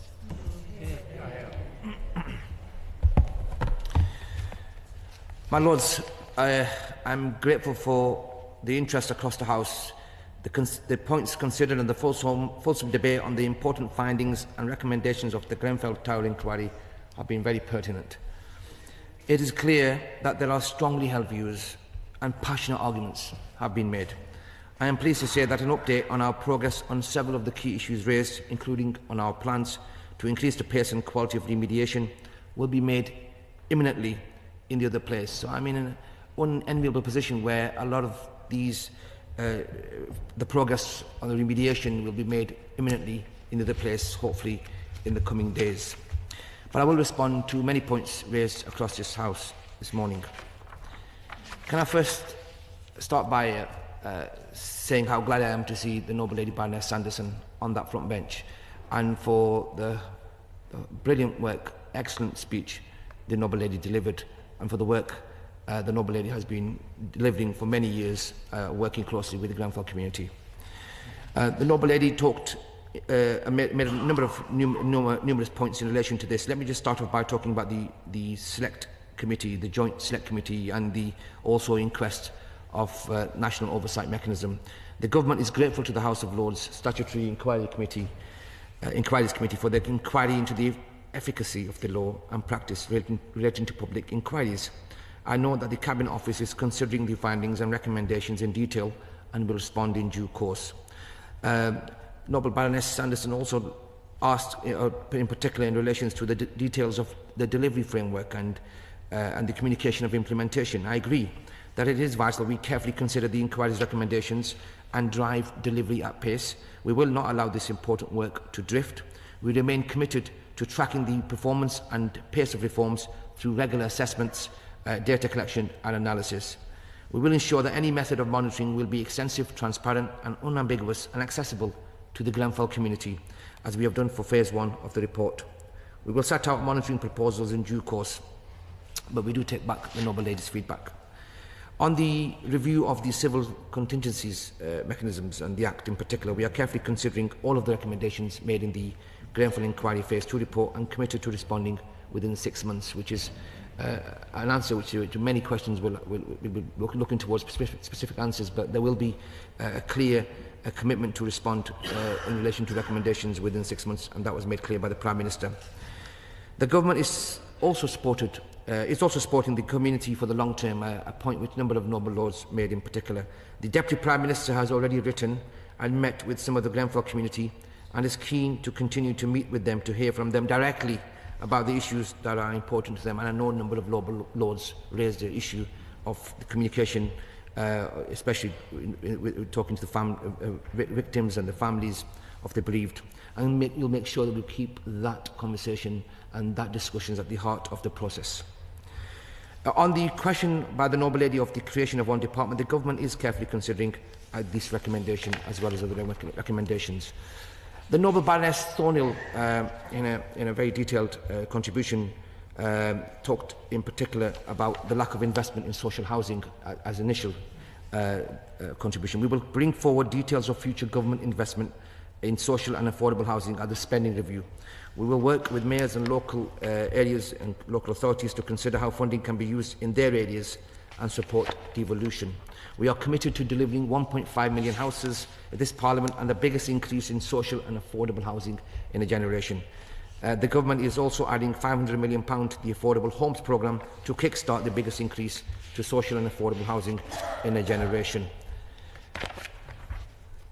On the questions of social housing and social housing reform, which the noble Lord, eloquent as always in this particular area and has a vast experience in this, and the noble lady Baroness Thornhill touched upon. Since the regulator of social housing's new regulatory regime went live in April 2024, routine inspections of large landlords have begun, with the first new gradings published to make clear how landlords are performing. These reforms will help drive the transformational change in culture, a theme which has run through many contributions this morning. So it will be a transformational change in culture and behaviours that is needed across the social housing sector. It is essential that everyone working in social housing treats tenants with empathy, courtesy and respect. The noble Lord Best has met the social housing regulator, and just on that particular point, the regulator has begun inspecting and will be holding those everybody account in terms of new standards with stronger enforcement powers where necessary. I know the noble Lord had that conversation with her. In early 2025, we will take further steps towards ensuring all social homes are safe, decent and warm by consulting on a decent home standard and new minimum energy efficiency standards for the social rental sector. Also in 2025, we will direct the regulation of social housing to set a new competence and conduct regulated standard, which I've also mentioned before in my speech. This will ensure all housing staff have the skills and knowledge they need to carry out their roles effectively and are held to account for treating residents fairly and with respect at all times. We will also direct the regulator to set new access to information requirements for housing associations. This will enable housing association tenants to access information about the management of their social housing and hold their landlords to account. The noble lady Baroness Thornhill in particular mentioned whistleblowers. I agree that it is imperative that workers must feel able to raise concerns when they see them. As a whistleblower, you are protected by law. You should not be treated unfairly or lose your job because you blow the whistle. You can take a case to an employment tribunal if you've been treated unfairly because you've blown the whistle. There are a number of noble lords, Lord Porter, Baroness Pigeon and Lord Carter, who raised the issue about progress and the pace of remediation. We will be setting out further measures soon through the Remediation Action Plan to increase the pace of building remediation and deliver for residents and leaseholders. The Deputy Prime Minister has had a roundtable with mayors, regulators and national building safety bodies to press home the urgency of this work, and further steps to increase this pace of remediation will be set out soon in the other House. On the particular point Lord Porter touched upon, and it was a very passionate speech, and it was and you should clearly have, the noble Lord clearly has skin in the game, and it was important for the House to hear that passionate contribution. On the issue of low-rise buildings, where the low-rise buildings have been brought into our attention, we are writing to freeholders and managing agents in affected buildings to make sure that any proposed works are necessary and proportionate, and the rights to redress are being fully utilised on the issue of low-rise buildings, which a number of noble lords also mentioned. Following the passage of the Social Housing Regulation Act 2025, we are delivering an extensive programme of reform, and I talked directly to Baroness Pigeon on her particular points. The Chancellor reaffirmed the Government's commitment to improving building safety, with a total spend on remediation in 2025-26 to rise over £1 billion. This includes some new money in 25-26 to begin to accelerate remediation of social housing. Baroness Pinnock and Noble Lord Porter touched on the theme of justice. The Ministry of Housing, Community and Local Government established a recovery strategy unit to use powers in the Building Safety Act to pursue the most egregious actors who have failed to make their homes or make homes safe. The unit is seeking to recover £72 million of leaseholder and taxpayer funds to pay for remediation work impacting 1,200 homes. On the issue of the investigation, the Met Police and courts are independent. As the Met Police have said, this will take time. This is one of the largest and most legally complex investigations ever conducted by the Met Police, with around 180 officers and staff dedicated to the investigation. Decisions on the level of special grant funding will be made as part of the considerations on the wider police funding settlement. The Home Office is working closely with the Metropolitan Police Service finance team to understand and manage the position on funding. We have provided over £14 million to local authorities for them to take increased enforcement action against those whose buildings remain unsafe, as well as providing regulators with the powers needed to act. The Building Safety Regulator has extensive enforcement powers and will hold those who are not complying with their responsibilities to account. My noble friend Lord Stevenson talked in particular about manufacturers and construction products and the need for reform. We will bring forward comprehensive proposals for system-wide reform of the construction products regime to give consumers confidence and underpin supply chains and housing delivery.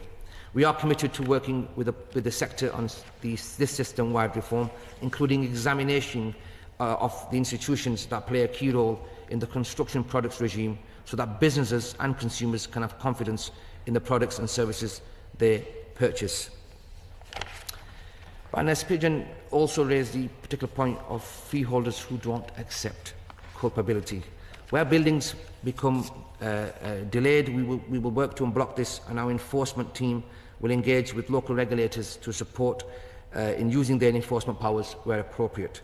Where freeholders are undertaking their duties appropriately and at pace, the Department works to support them in unblocking factors beyond their control.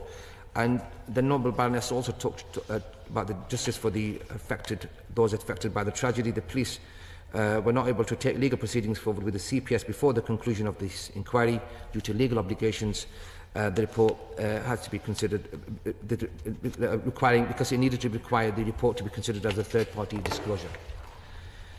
Baroness Brinton talked on a number of points, but let me start off with the first point she raised, which was about PEEPs, which is Personal Emergency Evacuation Plans. We must ensure that the most vulnerable in our society are protected. Following public consultations and engagement with organisations representing those with disabilities, the Home Office will soon bring forward proposals to improve the fire safety and evacuation of disabled and vulnerable residents in high-rise and higher-risk residential buildings. This will mean that residents with disabilities and impairments will be entitled to a person-centred risk assessment to identify appropriate equipment and adjustments to aid their fire safety evacuation, as well as a plan involving a statement that records what vulnerable residents should do in the event of a fire. The Government has committed funding next year to bring this important work forward. More information on funding will be available when the policy for the residential personal emergency evacuation plans are published. On the timescale in particular, the regulations Home Office are planning to lay them as soon as possible, with a view to the proposals coming into force in 25-26. A number of noble lords talked in particular about the duty of candour. Baroness Thornhill, Baroness Brinton, and the noble lady Baroness Scott. As outlined in the King's speech, we will deliver on our manifesto commitment to implement our Hillsborough law to place a legal duty of candour on public servants and authorities. The Prime Minister has made it clear that this bill will enter the Parliament before the next anniversary of the Hillsborough disaster. On the culture, a point also raised by Noble Baroness Sanderson, the Civil Service Code sets out the standards of behaviour expected of all civil servants to uphold the civil service's core values, which are integrity, honesty, objectivity and impartiality. The Code makes clear that civil servants must set out the facts and relevant issues truthfully, and must not knowingly mislead ministers, parliaments or others. The specific scope of the duty in the forthcoming bill is part of an ongoing policy development. More information will be brought forward in due course. On the issue raised by the Noble Baroness Thornhill about building control standards, making building control a regulated profession with a transparent register of registered building inspectors is just one of the steps we have taken towards achieving improving standards in the sector, but we will continue to review the building control system to ensure that these aims are met. A number of noble lords, Lord Stevenson, Baroness Brinton, talked about the Hackett recommendations. The government accepted all 53 of Dame Judith's recommendations in her Building a Safer Future report and has been working to implement these since 2018. A number of noble lords talked in particular of parliamentary scrutiny of public inquiries. Baroness Sanderson, Thornhill, Lord Carter and Lord Booth Smith also touched upon this. The Prime Minister has already committed to respond to this inquiry within 6 months and to update Parliament annually on our progress against every commitment we make. Government is also grateful to the House of Lords Statutory Inquiries Committee for their inquiry into the efficacy of the law and practice relating to public inquiries more broadly. And I know that the Cabinet Office is considering the findings and recommendations in detail and will respond in due course. Government is grateful and Government is grateful of all the work this House is doing on this particular point. I agree that it is vital we carefully consider the inquiry's recommendations and deliver at pace. We will not allow that important work to drift. We remain committed to tracking the performance and pace of reforms through regular assessments, data collection and analysis. We will ensure that any method of monitoring will be extensive, transparent, unambiguous and accessible to the Grenfell community. Noble Lord Porter and Lord Carter touched upon the stay-put policy, which is evacuation and alert systems. If a building requires remediation to address issues that could compromise the stay-put building strategy, the strategy will change to simultaneous evacuation with interim measures being put into place to support residents' ability to evacuate. The building will only revert back to a stay-put policy when the remediation is complete and no longer presents a significant fire risk. An evacuation strategy can be changed during an incident in the fire and rescue service, and they can judge the situation if they need one to be changed. On the issue of sprinklers, they are recognised to be an effective means of controlling fire, but they are not the only one of measures. There are also other measures which can make a building safe.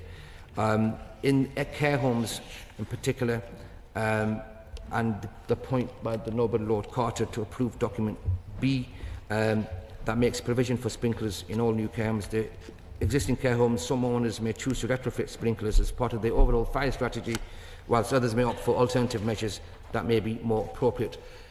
My Lords, the Ministry of Housing, Communities, Local Government has accepted that successive years of deregulatory policy and financial constraints had impacted the ability of the Department to do its job properly. Clearly, this is unacceptable, and the systems we have today are not those of 2017. Huge steps have been made to tighten regulations and enforcement, but there is more needs to be done. £16.5 million in funding has been provided to support the recruitment and training of up to 130 new building control surveyors. An additional £3.5 million has been made available to support the upskilling of building inspectors in local authorities. The Deputy Prime Minister has made it clear that the Government will work in partnership with local authorities to build the foundations of local government. The recently announced Leaders' Council will give councils a voice at the heart of government. It will bring together local government leaders and ministers to jointly tackle problems and deliver for communities we serve. This approach will be to help deliver the recommendations from the Grenfell Tower Inquiry, and especially those in particular have effect on the the particular point of the local authority related areas. On the point by Noble Lord Carter, the Building Safety Act in relation to the construction industry has created powers to introduce additional construction product regulations, including a general safety requirement and requirements for safety critical products that would enable all construction products available on the domestic market to be regulated. Baroness Brinton, on Dagenham fire, the Barking and Dagenham Council provided emergency accommodation for all 31 households that needed it in local hotels. The Council provided emergency accommodation with suitable move-on accommodation being secured. The Earl of Lytton had made a very strong contribution, and I really value the expertise that the Noble Earl, the Noble Lord has. On the issue of stay-put strategy, which I mentioned before, it is dependent upon buildings being properly constructed, refurbished and maintained to building safety regulations. The stay-put strategy is dependent. If a building requires remediation to address issues that could compromise the stay-put strategy and therefore has not been built or maintained correctly, that strategy will be changed to simultaneous evacuation with interim measures being put into place to support the residents' ability to evacuate. The supply chain of skilled professionals able to meet the sector's demand is delicate. Good fire engineers are in short supply. Contractor capacity for remediation work may be insufficient, and the rates of remediation are rapid. We will be addressing these issues in the plan that will be announced imminently.